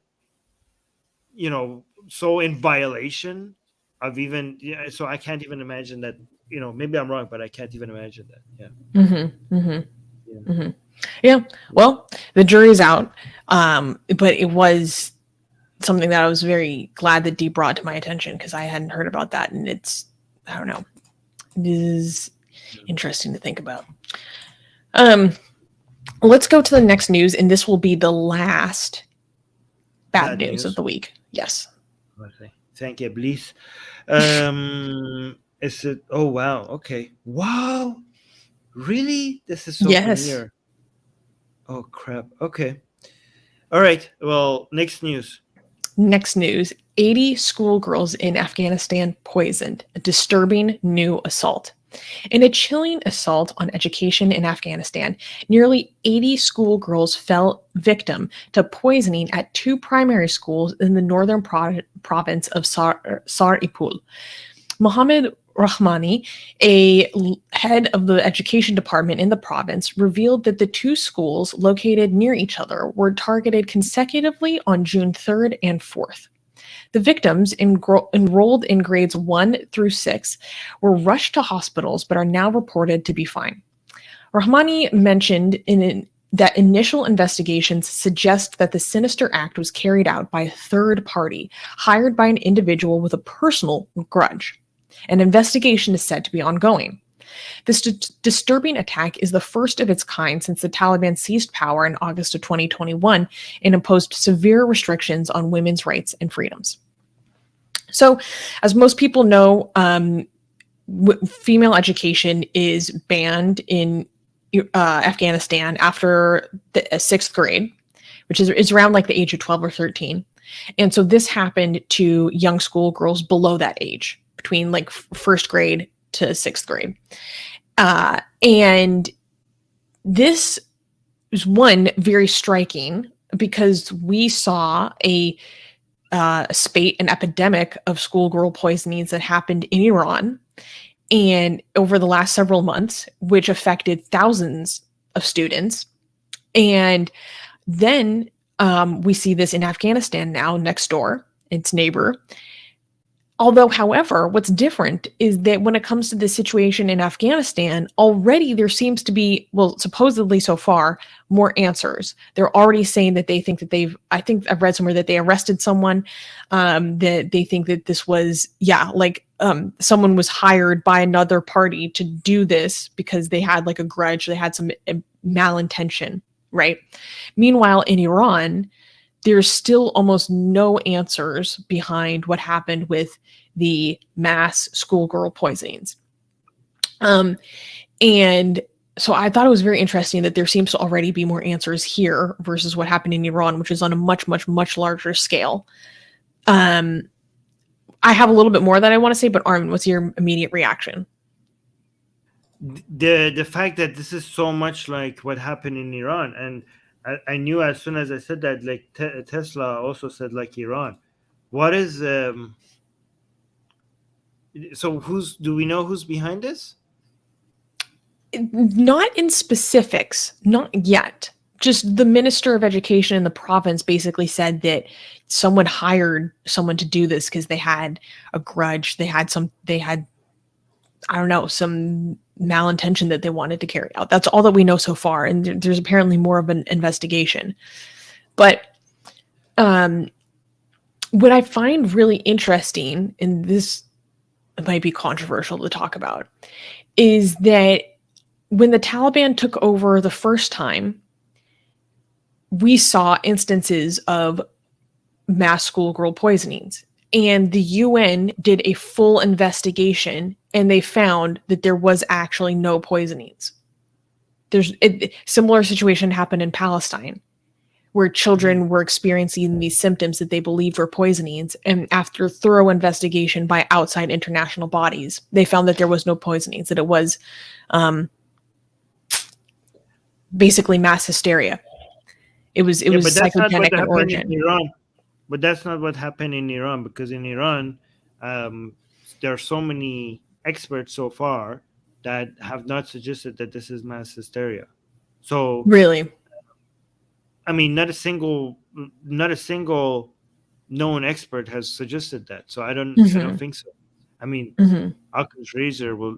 I mean, I would change my I will just appeal to the experts, right? As soon as Yeah. somebody comes that says otherwise, I will change my views. But given that not a single serious source has suggested that, but what if it's not poisoning? Then what could it be? Like, how does this happen? Especially, why does it happen in with schoolgirls in countries where education in schools, education of girls is seen as a taboo? You know what I mean? The theory is that if it is mass hysteria, the theory is that it's basically it's an outward manifestation. It's a physical expression of children's underlying severe anxiety. Because of some of the symptoms can kind of almost be seen as panic attacks, especially the inability to breathe, which is one of the most common ones that's reported. So there are so many instances in life, even on smaller scales, for every one of us in our own personal lives, where our psychological fears in what we're experiencing are expressed somatically. They're expressed in our bodies, right? And what can happen is when one person starts to, especially children, right? Because they're so influenced by each other, and that when one of them starts to freak out and have these feelings, that it can kind of, quote unquote, like be spread, so to speak, among other children, being like, this is what's happening. And it's almost a way for the body to articulate this mental terror that cannot otherwise be very well spoken. There's no other way that it can be expressed, right? Considering the constraints in the physical environment. So it becomes like a health episode, essentially. I'm no expert, but that's my understanding of it. Yeah, I mean, what I've seen from the videos of the girls, like the way it's really hard to imagine that would be. Yes. Mental thing. I mean, especially, well, let me be clear. This is the situation in Afghanistan. They seem to have an actual person as the cause behind this. I just thought it was interesting, consider that there is a history of this previously happening, and people were like, oh, and actually in other countries, right? So just because we have previous reports about how this happened, several decades ago in a different country, that doesn't mean that that's what's happening now. It doesn't mean that that's what's happening in Iran. But it's something that I considered. Yeah. I mean, here's the thing. There's a lot of doctors involved with this. And in Afghanistan and in Iran. And they're not saying that this was mass hysteria. So I don't think this is the case for what's happening in Iran and Afghanistan. You know what I mean? Mm-hmm. Like, look, this is not mass hysteria. This is a lot of doctors involved. This is a lot of experts involved. Not a single person from Iran has suggested, even the government in Iran hasn't suggested that this is mass hysteria. Like, even the government in Iran, who would be motivated to suggest that there's nothing happening there, they have said, oh my God, I can't show that. They suggest that they have accepted that this is a poisoning.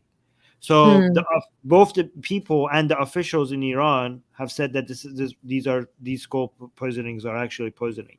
And in Afghanistan, look at this. Yeah, look, they're hospitalized. The doctors haven't reported that this is mass hysteria. This is actual poisoning, most likely. Right? Yeah. So far, based on every evidence available to us. Yeah. Okay. Again, everything is possible, but we go by what's the most possible. We try to apply Occam's razor as to see what is the most possible explanation here. And again, given that the experts are not coming with the report, the examples that you gave, Susanna, are for other cases that the experts have came and verified that was a mass hysteria. We don't have that here, so we should take these as serious chemical attacks on children. Mm-hmm. Certainly. Until somebody, yeah, okay. It's weird to see these copycat attacks. Yeah, exactly. By the way, I just wanted to verify that for the thing that you mentioned before, I found a source for what you said, and I don't know how credible this source is. I just wanted to make sure that when we say something here in this news, right? Just really quickly. So this is the source that I found, right? So this is asianews.it, which is based in Rome, a news site based in Rome. And they say they're basically giving the story that you mentioned, which is minors used as sex toys by ISIS women for reproductive purposes. So this is the source, but again, I don't know how good the source is. I just went and checked, and it's a Western source. It's a Western news outlet. I couldn't find any other sources, but this is not proof. I just wanted to mention that this has been a story somewhere. It doesn't prove that the story is true, but it's not like we made it up. Like, there is news sites that are reporting on this. Okay, but you can't just believe that. You have to go and do a fact check on it. I'm still very skeptical about such a news item, but I just want to mention that it's not just. It is on a news, at least on a Western news site, at least, or at least one of them. We can move out of our bad news and now into our lighthearted news. Good news, everyone. Yes. This next one is hilarious. Oh, good, because I'm exhausted with all this news that you deprived of a few previous ones. Oh my God. Okay, let's get out of that. Oh my God, out of that zone. All right, so we can clap now, right? Yes. Yes, thank you. Next news.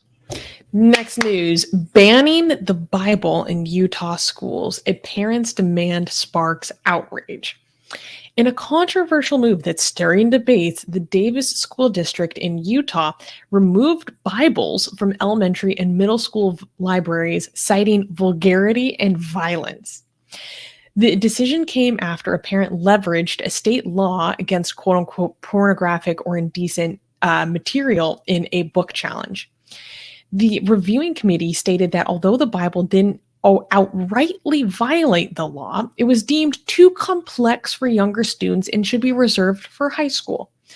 In an unexpected twist, another parent appealed the ban and a new committee was formed to review it.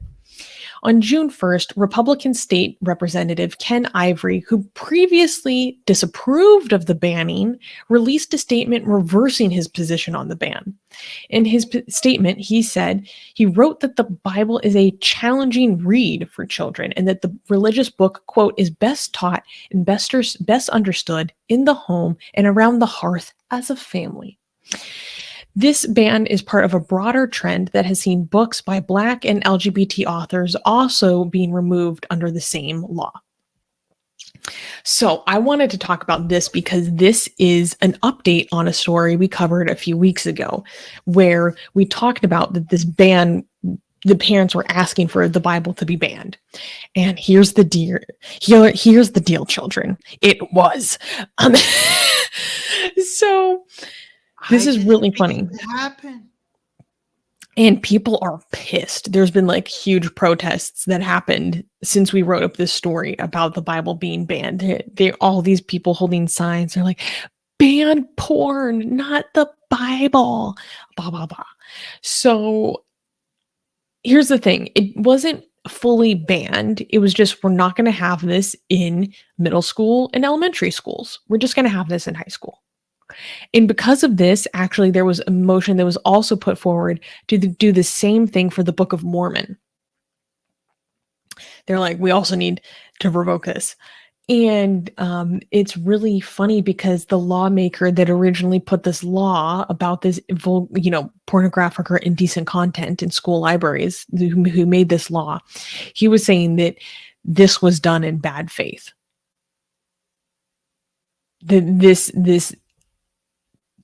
parent that asked to remove the Bible is doing it in bad faith and misusing the law, which I just think is like so rich. It's only right when you ban the books that we don't like. If you use the books that we like, then it's in bad faith. Yes. What? This is just applying your standards. This is just applying the standards that you put. It's abiding by the standards. How did you not see this coming? This is Honestly, that's a this good is just question. yeah. The tables have turned, or the turned have tables. That's Oh, how the turns table. oh, how the turns have tabled. This is beautiful. I like this, and I like how mad they are. Why do I like how mad they are? I don't know. But look at the comments here. I like how D goes and finds the comments that people leave Mhm. here. So this guy is saying this is great to hear. The right is going to explode over this. Yeah, I know. And But they this, did. but And they and they did. did. But it's beautiful because they're using what they the law that they put in place. They are responsible for this. So it's their right got the Bible banned. They're just applying their law that they asked for. So it's their own doing. They were Mhm. they were trying to get books banned, and they got their own book banned. It's beautiful. This is so beautiful. I love it. Oh, But look at here's this. the I thing. love this. There are Wait, people that are going to be wait. fighting to get it back. Yeah, I know. I just the whole thing just shows their hypocrisy. I just love this back and forth, right? So this comment is saying, "Congratulations, MAGA. This would have never happened without you." This is Literally. great. Oh, look Armin, at this. Oh, look at this one. I like this one. Wait. I need to go to the bathroom quickly. Oh, okay. So this comment is saying, try this with the Quran and see what happens. We'll try it. I endorse that message. I don't think much would happen. I mean, either you're gonna allow this. The beautiful thing is that the Quran and the Bible have sexual material, right? So anybody that tries to get LGBT stuff, it's going to be impossible for people to come up with an excuse to ban LGBT content in schools without with a law that would avoid getting the Bible and the Quran banned. That's why it's so, because how could you make an argument that, I know, having a story of a princess and a princess falling in love with each other instead of just a prince and a princess, or two male penguins raising an egg together, what argument can you come up with how that is harmful to children that doesn't consider Prophet Lot's daughters getting him drunk so that they could rape their own father and get impregnated by their own father? In what world that is okay for children, and two male penguins raising an egg is harmful? In what world? How could you make that argument? Please try making that argument. Please try it. I know that's the Bible. What about the Quran? In what world two princesses falling in love with each other and going on adventures with each other is harmful to children? But capturing women in war, as Surah 4, Ayah 24 suggests, you could capture women in war and go and have sex with them as slaves, even if they have husbands, even if they already have husbands. And that should be accessible to children. And they should be able to read that. And that's not harmful, but LGBT stuff is harmful. Make that argument. Try it. I want to see you attempt that. I would love for me to see, for us to see. It would be great content for us. Yeah, penguins actually do it. Yeah, penguins do. There are male penguins that decide to raise an egg together, right? Instead of just a male and a female, I mean, why not? Why not? The egg is already laid, and there's nobody covering it. You need two penguins, one of them to sit on it, and the other one to get the food. Usually, when there's a male and female penguin, okay, we're talking about penguins now. Usually, when there's a male and female penguin, guess who's lays on the egg and who gets the food? Because unlike many other birds, penguins, it's the male that sits on the egg to keep it warm, and it's a female that goes to get the food. So guess what? Male penguins can also get the food. If there is an egg that nobody is taking care of, and the male penguin decides to sit on it so it stays warm, you don't need to be female to go get food. A male penguin could also go get food. So if it's abandoned and there's nobody that's taking care of it, sometimes that's what's happened. There's two male penguins that decide to work with each other to save an egg. And it's beautiful. And it's a fantastic way to show that two men or two women are also capable. It's a great way of introducing children to the idea that, hey, two men can also start a family. It's a beautiful story. I mean, from an evolutionary perspective, it has a lot of utility. Yeah. It's okay. So somebody say, I don't know, I'm not a penguin. Well, guess what? When we tell children, no, Rasul, I know you're not a penguin, but these homophobes don't have a problem when you share a story. I don't know, of a little cat and a what do you mean, like a little puppy and a cat in a story. If they're sharing something together or going on an adventure to teach children moral lessons, people are like, well, I'm not a cat. Why is this like? So I don't know. We have stories with animals all the time, right? So that's not a good excuse. It's just an excuse. We're not saying humans are like penguins. It's just a good excuse to normalize this idea of two men could like start a family. It's a good excuse as a normalization tactic. Anyways. Plus, it's so cute. It's so cute. It is so cute. By the way, did you know when the male penguin sits on an egg, the female penguin has to go into a couple of months journey, like a long journey to go get the food. It's like, yeah.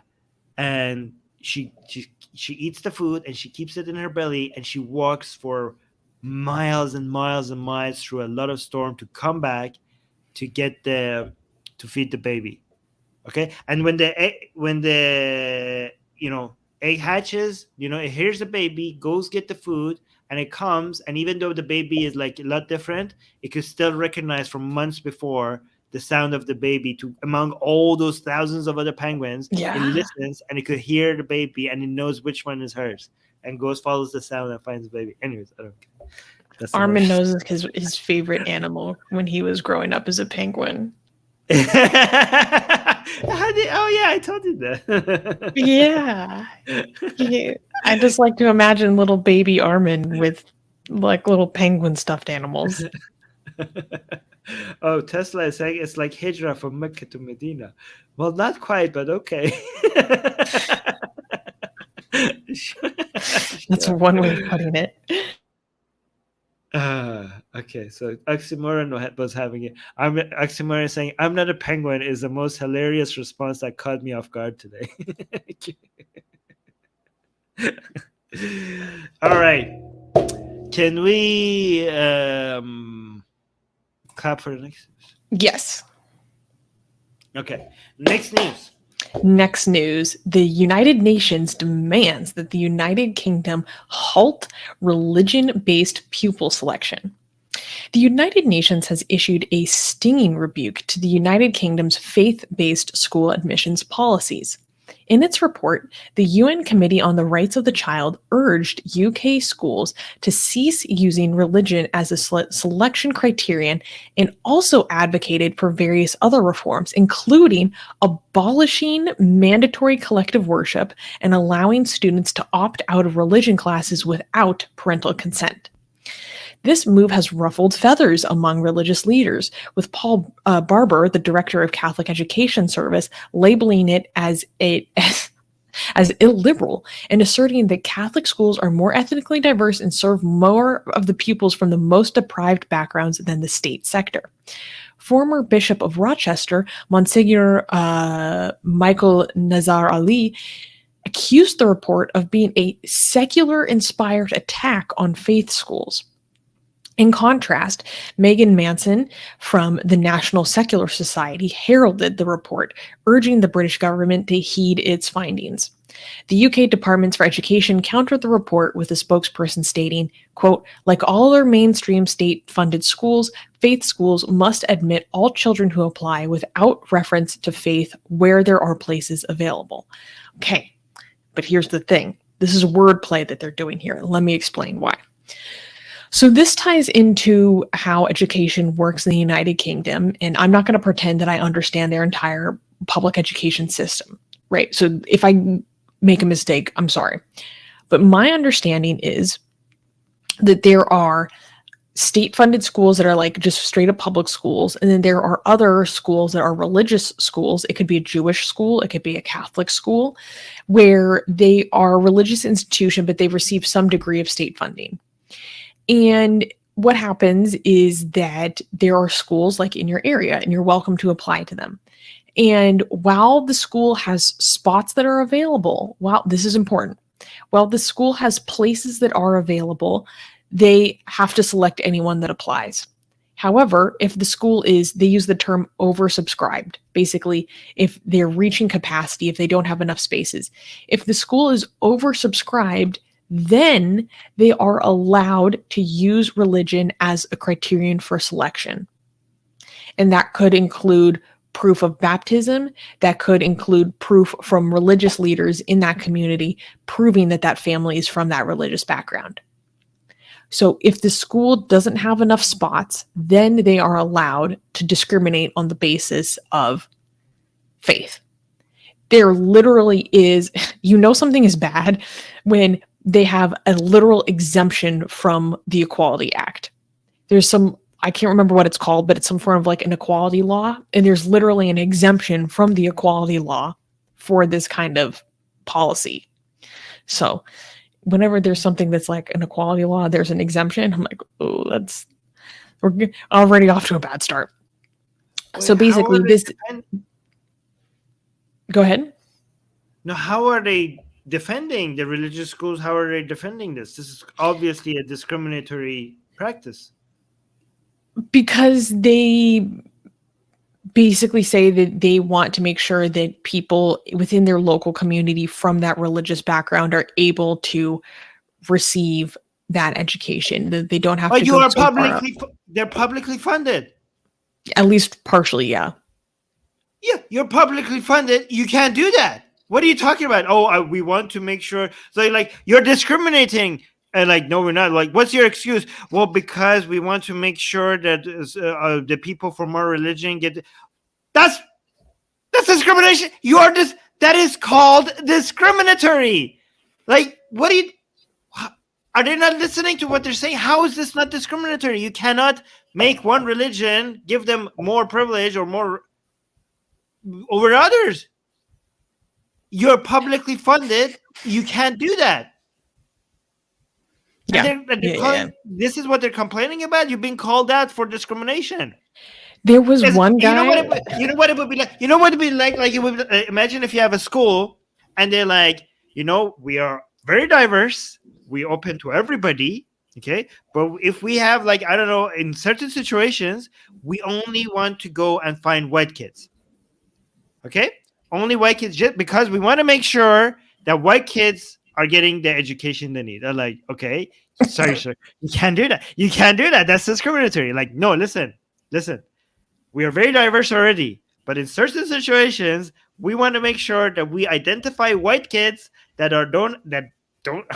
they don't have enough education, and we want to make sure they get their spots.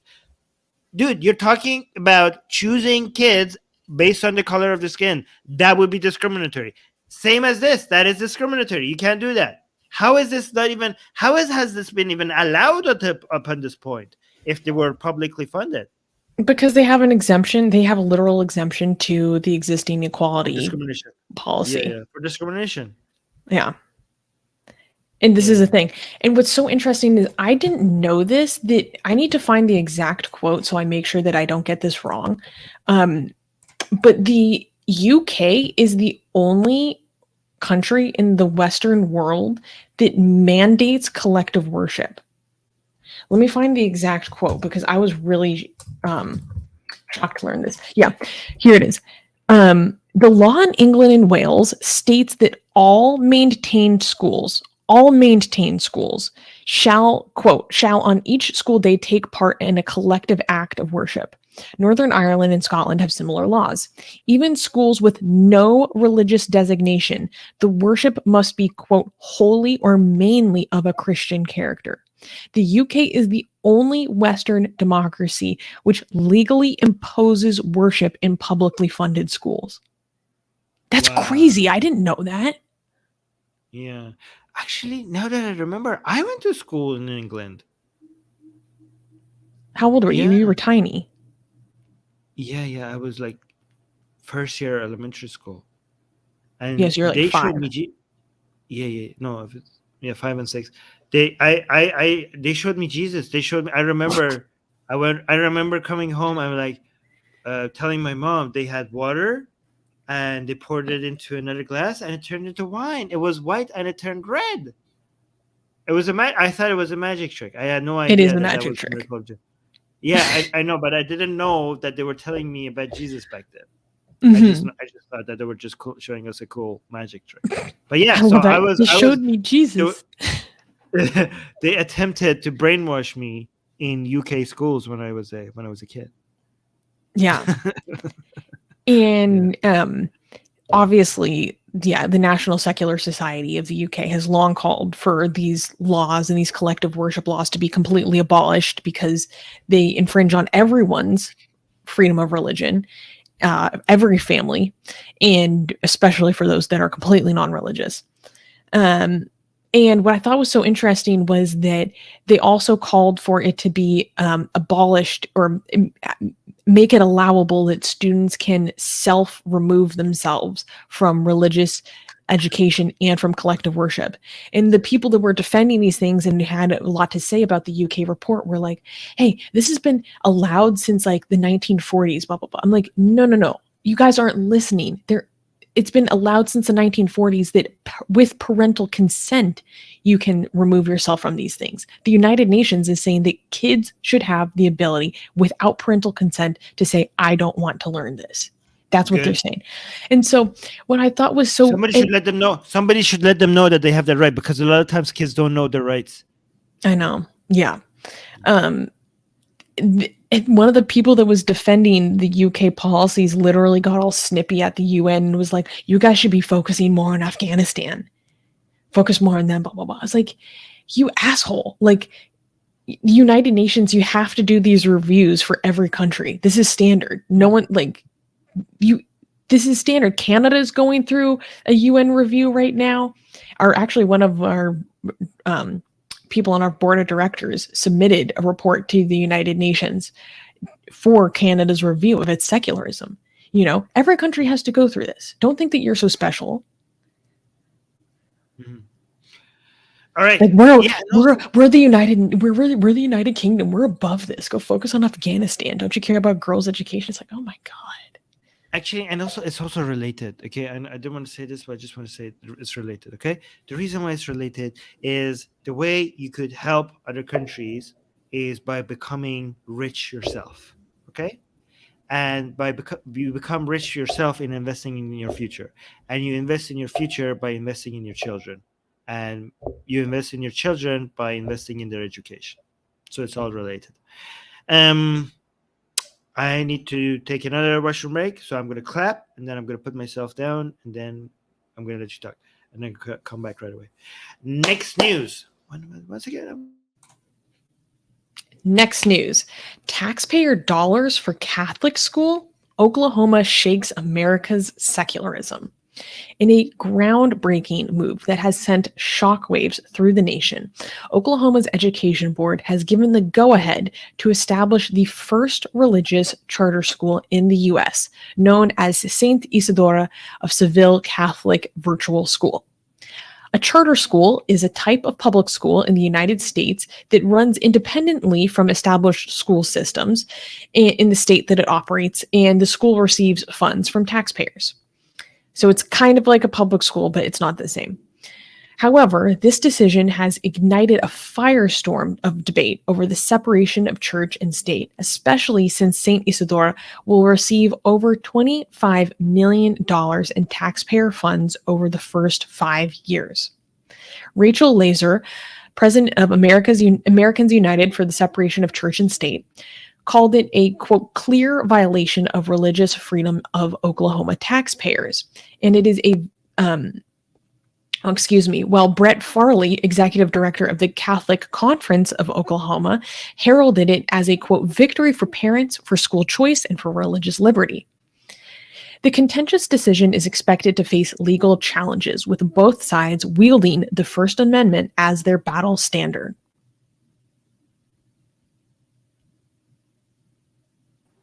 All right. This is absolutely... How is this allowed? It's not. It's not. It shouldn't be. It's not.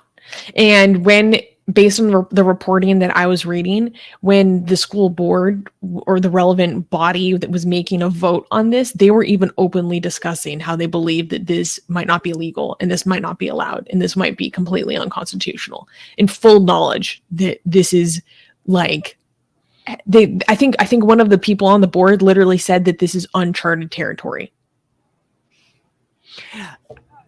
Okay, you might know this more than I do. Is this on purpose just so that somebody does complain and so they could take it to the Supreme Court so that the new conservative court right now changes what is precedent? Is that it? Are they doing this so that somebody complains so that they could change how the Constitution is interpreted? I'm not 100% positive on that, but I also highly suspect that. Because I was reading in a report, I can't find it in my notes right now, but there is this organization that's behind this where they explicitly state that their whole thing is to get church and prayer and religion back into public schools. And yeah, Dia saying a test case for the Supreme Court. Yep. Like, I very much believe that this is certainly a motivation for this. And as soon as this was announced, within minutes, Americans United for the Separation of Church and State announced that they were preparing legal action. Yeah. By the way, this is a trap, but you have to take it, because if you don't attack this, then everybody's going to do it, right? So this is bait, but it's a bait that you have to go for. So I just want to take the opportunity again to shit on the people who said that Hillary and Trump make no difference. Look what you have guys done. Look what you have done. Okay, does it really make no difference now? Look what has happened to your Supreme Court. Look how people are eager to challenge the separation of church and state, because the judges on the Supreme Court in the United States are conservative, and people want to have their go at challenging and breaking this wall. Right? This is what you have done. And they might succeed. Imagine if this goes all the way to the Supreme Court and all these conservative judges rule in favor of this school. It's so bad. It's so bad because we already have a Catholic majority Supreme Court, which is so disproportionate in terms of the actual demographics of America. And this only is feasible because of what the Supreme Court has done in the past 2 years. And I want to make sure to touch on that to explain how this is even happening. So please listen to this. In a key Supreme Court rulings in 2020 and 2022, the court ruled that religious schools could not be excluded from state programs that allow parents to send their children to private schools using government-financed scholarship or tuition programs. Chief Justice John G. Roberts Jr. wrote that while states are not required to support religious education, if a state chose to subsidize any private schools, it could not discriminate against religious ones. So we covered one of these cases a few years ago, or last year, where there was a situation in Maine where, because Maine is very rural, there aren't a lot of schools that are available. And to help compensate for this and the undue burdens on families, the state had a voucher system, basically saying that if the public schools are too far away from you, we will help fund your ability to send your children to the private schools that are closer. However, they were only doing that for non-religious private schools. And then there was a lawsuit because of this, and the Supreme Court ruled on the side of the religious schools, saying that as long as this policy is in place, that you have to fund with taxpayer money the religious schools as well. And so that's this current Supreme Court has no problem throwing out precedent. We've seen this with so many of the decisions they've made over the past few years. So that's already a big problem. And two, this previous ruling that they had over the past few years is setting the precedent for stuff like this, setting the groundwork for this to be allowable. And so if this goes up, I don't know. It's a really bad situation. It's a bad situation. Read what D is saying. D is saying, yeah, exactly. This is happening precisely because of the Supreme Court Catholic conservative majority. Yes. Yes. Yeah, I wanted you to show that video by Andrew Seidel. For those of you who don't know, Andrew Seidel is farther down.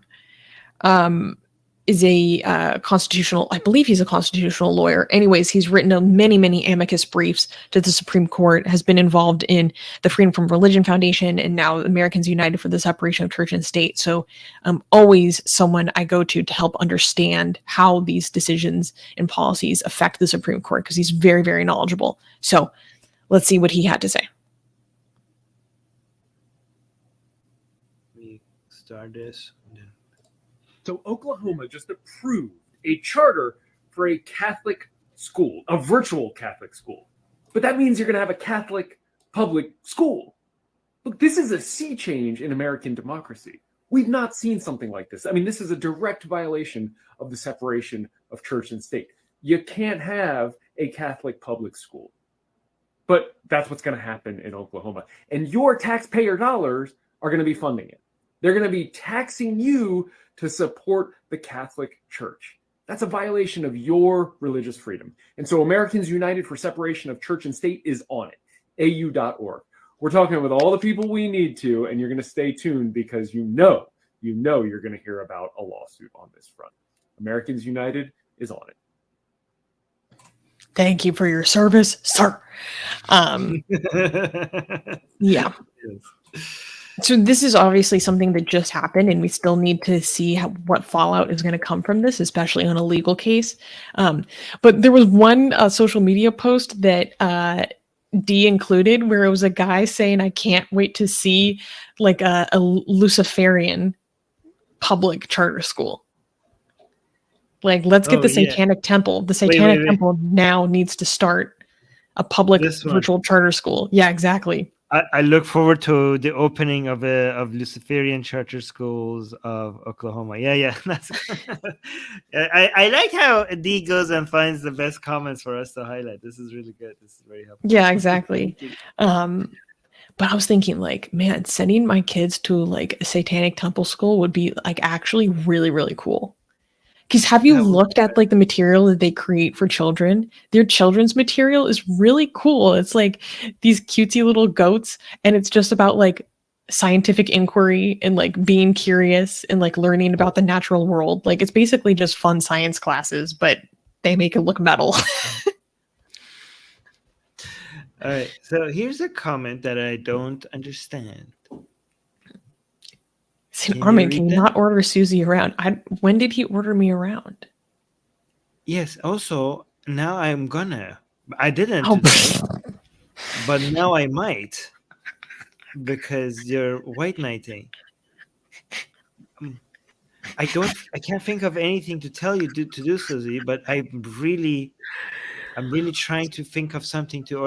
Or you want to order me to start the next news? Would that make you feel better? Yes. Actually, yes. That's good. Yeah. Susie, I order you to start reading out the next news. This is an order. Yes. No. Yes, sir. Yes, sir. Tell me. Yes, sir. Armin Navabi, sir. Mr. Navabi, sir. Good. I'm happy. Go on. Okay. You feel okay now? You feel better? Yes, yes, yes. Okay, happy. next news, sir. I'm satisfied. I'm satisfied. I'm satisfied. Master is happy.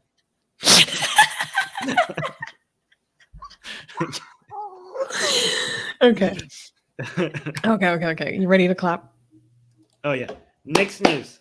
Next news. Pope Francis blasts fraudulent Virgin Mary miracle.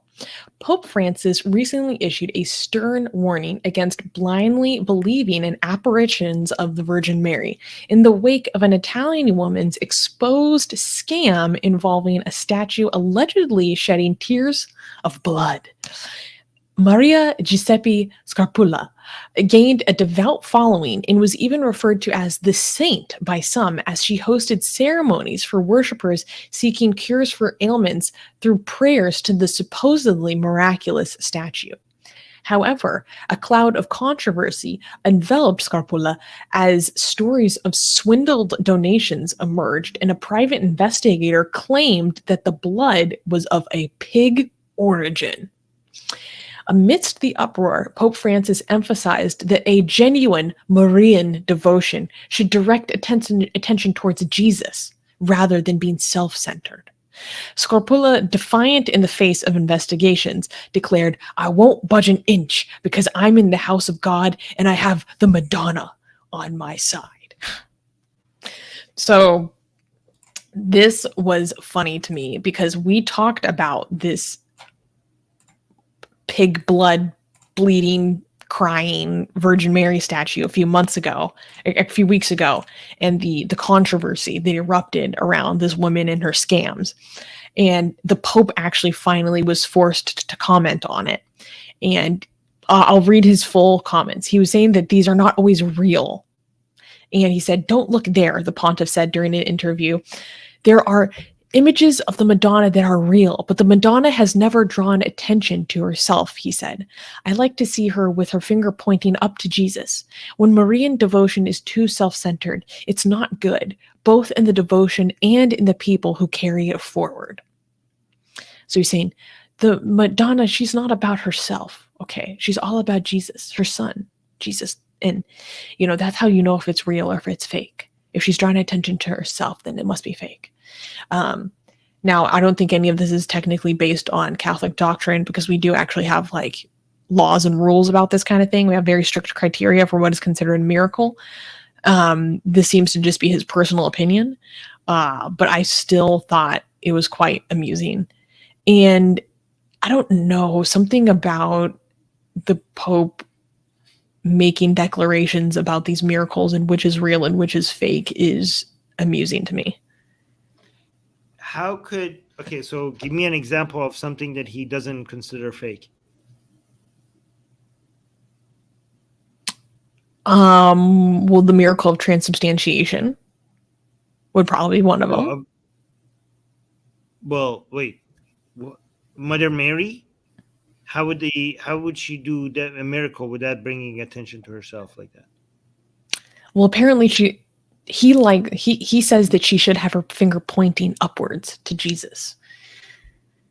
Wait, explain that miracle. The supposed miracle? Yeah. So there was a woman in Italy, and she bought this statue from Bosnia, and she brought it back to Italy. No, and then the one that how do you say it? The transubstantiation.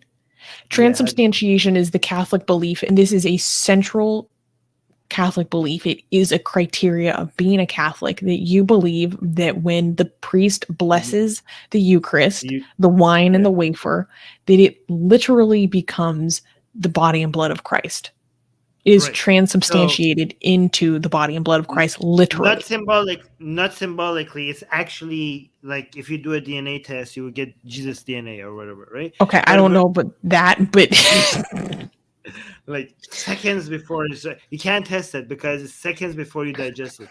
Anyways, but but Mother Mary, miracles of Mother Mary. Like, can you give an example that the Vatican officially recognizes? Is it oh my gosh, maybe if there's other Catholics, they know the name of this miracle. But there's this miracle in Latin America. I think it's recognized by the Vatican. I'm not sure. this guy who had these roses and he brought them before this vision of the Mother Mary, and then something happened with the roses and it left an impression of the Mother Mary on his cloth or something. Am I thinking of the Lady of Guadalajara? Is that what it is? Oh my God, somewhere deep in my brain. I need other Catholics to back me up here. Okay, but that would violate his standards, because that would be the imprint of Mother Mary. Mother Mary didn't come and imprint the image of Jesus. That was the imprint of Mother Mary. So it was bringing attention to Mother Mary. My point is that he is just saying nonsense. Like, these are supposed to be like educated people that say very detailed words, like very exact, like very in their minds accurate descriptions of exactly the fine details of their ideology. But what he's saying makes absolutely no sense. How could Mother Mary do a miracle that is not bringing attention to Mother Mary? Like, based on his standards, every single miracles of Mother Mary would not be a miracle. They'll all be fake. He says there are some miracles of Mother Mary. All right, how can we tell them that they're real? It's like, oh, it's the ones that don't bring attention to her. Well, Pope Francis, give me an example. Okay, here's an example. So, okay, what I was thinking of and I got wrong was Our Lady of Guadalupe. And Our Lady of Guadalupe it happened in 1531, and it was approved by the Catholic Church in 1555. And basically, it's the story of Juan Diego, who was an Aztec that converted to the Catholic faith and saw an apparition of Mary early in the morning. And Mary asked him to build a church at that site. And then the local bishop didn't believe him. And so then there was another vision. And then when that vision happened, Our Lady of Guadalupe imprinted herself onto Juan Diego's cloak. That's what I was thinking of. And that's been officially recognized? Yes, okay, and it's a symbol of the Catholic faith. The new Pope, the current Pope, is now telling us that one was fake. You have to throw that in the garbage, because guess what? The imprint was of Mother Mary. So Mother Mary, according to Pope Francis, she wouldn't bring attention to herself, and that's how you know that miracle is fake. So fake miracle. Previously, the Vatican had recognized this. The current Pope has, based on his. Am I wrong? Isn't it fake based on his standards or no? Yeah. Yeah. Unless there are some details that I don't know. It's fake. It's all fake. I mean, I just think these are just, it's just so obviously, the whole thing is obviously nonsense. I know, and that's why it's so funny to have him come out and calling one of them fake. Well, it's like, how do you know the difference, dude? Yeah, they don't have it. They're like, oh, this one is fake. Well, guess what? Here's the point. When you want to explain why this is fake, I think people don't know what I'm trying to get at. When you try to explain why this is fake, and they're like, well, how could you tell? Then you realize that based on those standards, nothing will survive. All your miracles are fake. Anyways, but except this one that Adam is pointing out. Armin keeps calling Mary as Mother Mary as a miracle. I don't get it. Exactly. Like, well, the fact that I will respect Mother Mary enough to call her Mother Mary instead of just Mary. As an atheist, I think that's a miracle. I think that's what he's getting at. Oh my God. Okay. We got a super chat from Newman. Yes. See, Susie is sweet and Armin is loud. Thanks, though. Though, I think, what do you mean thanks, though? It should be like thank you and extra thank you. What do you mean? Like, Armin is like, you're welcome. You're welcome. Yeah. Thanks, though. I mean, it seems like you're tolerating. This is pure entertainment. You should be like, I'm offended. Well, I'm clearly very entertained. Very entertained. Yeah. Okay. Mustafa gave us a $2 super chat saying this is for the militia to take the Vatican. Thank you. So, by the way, YouTube. That's a joke. That's a joke, but is it? It is. We are trying to. It's not a militia because before we raise an army, we first are going to be officially a government. guys, right? So Atheist Republic at some point is going to try to become officially recognized by the United Nations as a country, right? So if we ever have an armed force, because we are first a country, it wouldn't be a militia, it would be an army, okay? And one of the goals of our army of the Atheist Republic would be to invade the Vatican.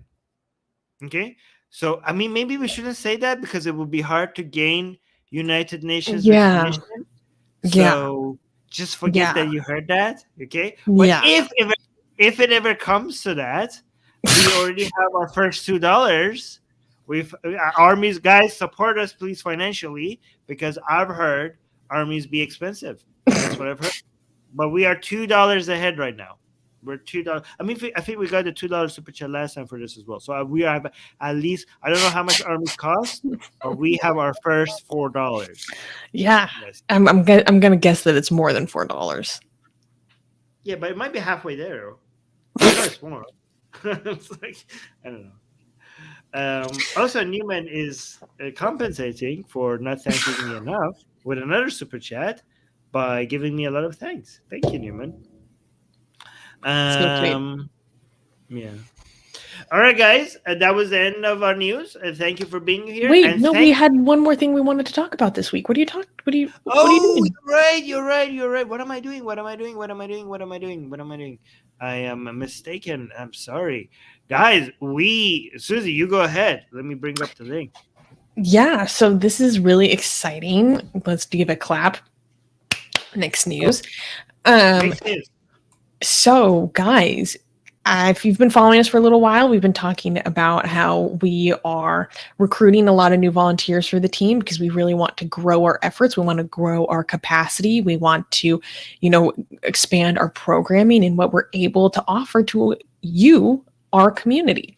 And so one of the things that we need the most right now in terms of volunteers, we've had so many amazing applications, and it's been really great to meet a lot of our volunteers. Some of them are actually in the live chat today. It's fun.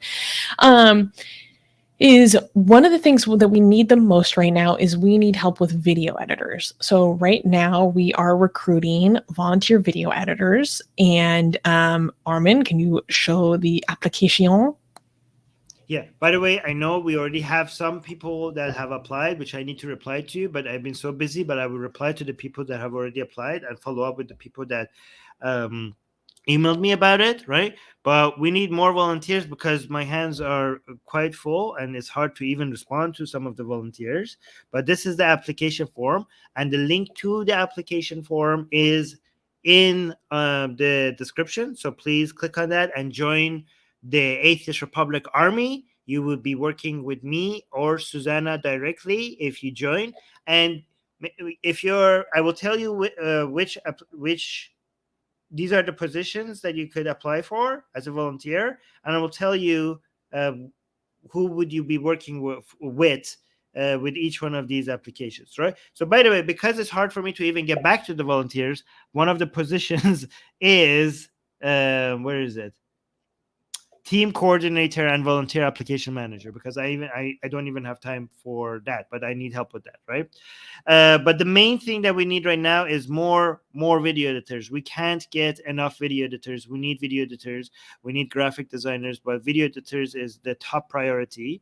So video editor would be working with me. Graphic designer would be working with Susanna. Grant research and writing assistant would be working with Susanna. Team coordinator and volunteer application manager, that would be working with me. English to Persian translator, that would be working with me. Voiceover narrator would be working with me. High profile guest finder and coordinator would be working with me. Live event speaking opportunity hunter would be working with Susanna and me, depending on the need at the time. A news curator and writer, that would be working with Susanna. Art team manager and payment coordinator would be working with Susanna. Financial coordinator and bookkeeper would be working with Susanna. Social media manager would be working with me. Drupal web developer would be working with Susanna. Live stream co-host would be working with me and Susanna, depending on which show they're working on. I added 2 new positions, by the way. UX UI designer and consultant. that would be working with Susanna. Legal affairs consultant would be working with Susanna. So these are the positions. Please apply. The application form is long on purpose because we are trying to filter for people that are quitters. So because we have a lot of experience with people who join and start the work and then halfway through disappear, and those people are more of a cost to us. Like them not even joining would have been better than them coming in and wasting our time and halfway through quitting, right? So we want to make the application process at least a little bit long just to see who quits halfway through, so we don't have to go through the cost of having people come in and then halfway leaving, right?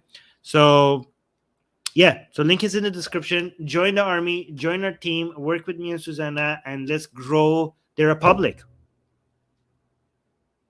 Yeah, No. we have Tesla in the live chat. He's saying, "Guys, let's upgrade the AR army." One of Exactly. our leaders, okay, one of our lieutenants in the AR army, Tesla June. Yes. I am Yeah. actually excited to work with him more closely. Great guy. Yeah. Not funny, not very funny. He keeps trying to be.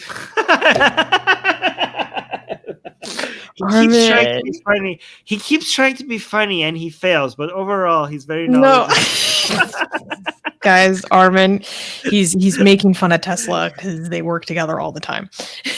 Yeah. Oh, Newman is saying, explain the new position. I did. I mean, they're self-explanatory based on the title. But thank you for the super chat. Maybe he means like, what is UX and UI? The new position. I mean, if you don't know, if the people UX and UI, Susie knows. You want to explain what UX and UI is? So for someone that doesn't already, it's basically like kind of designing the interface of a digital product, typically, and how the user interacts with that product. Like instead of thinking of Facebook as a website, think about it as a product, and the experience you go through and the journey you go through as you use that product. It's its own school of thought in design. It's really interesting. I like it. But anyways. Yes. That would be mostly for the Operan project that we're doing, the website, but also for one day upgrading our own website, the atheistrepublic.com. Yeah, we're working on it.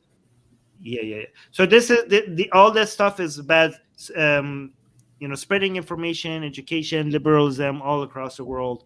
A lot of India and Iran are some of our major focuses right now. But at some point, like if our army grows to be like a lot of people, at one point we want to expand the countries that we focus on, right?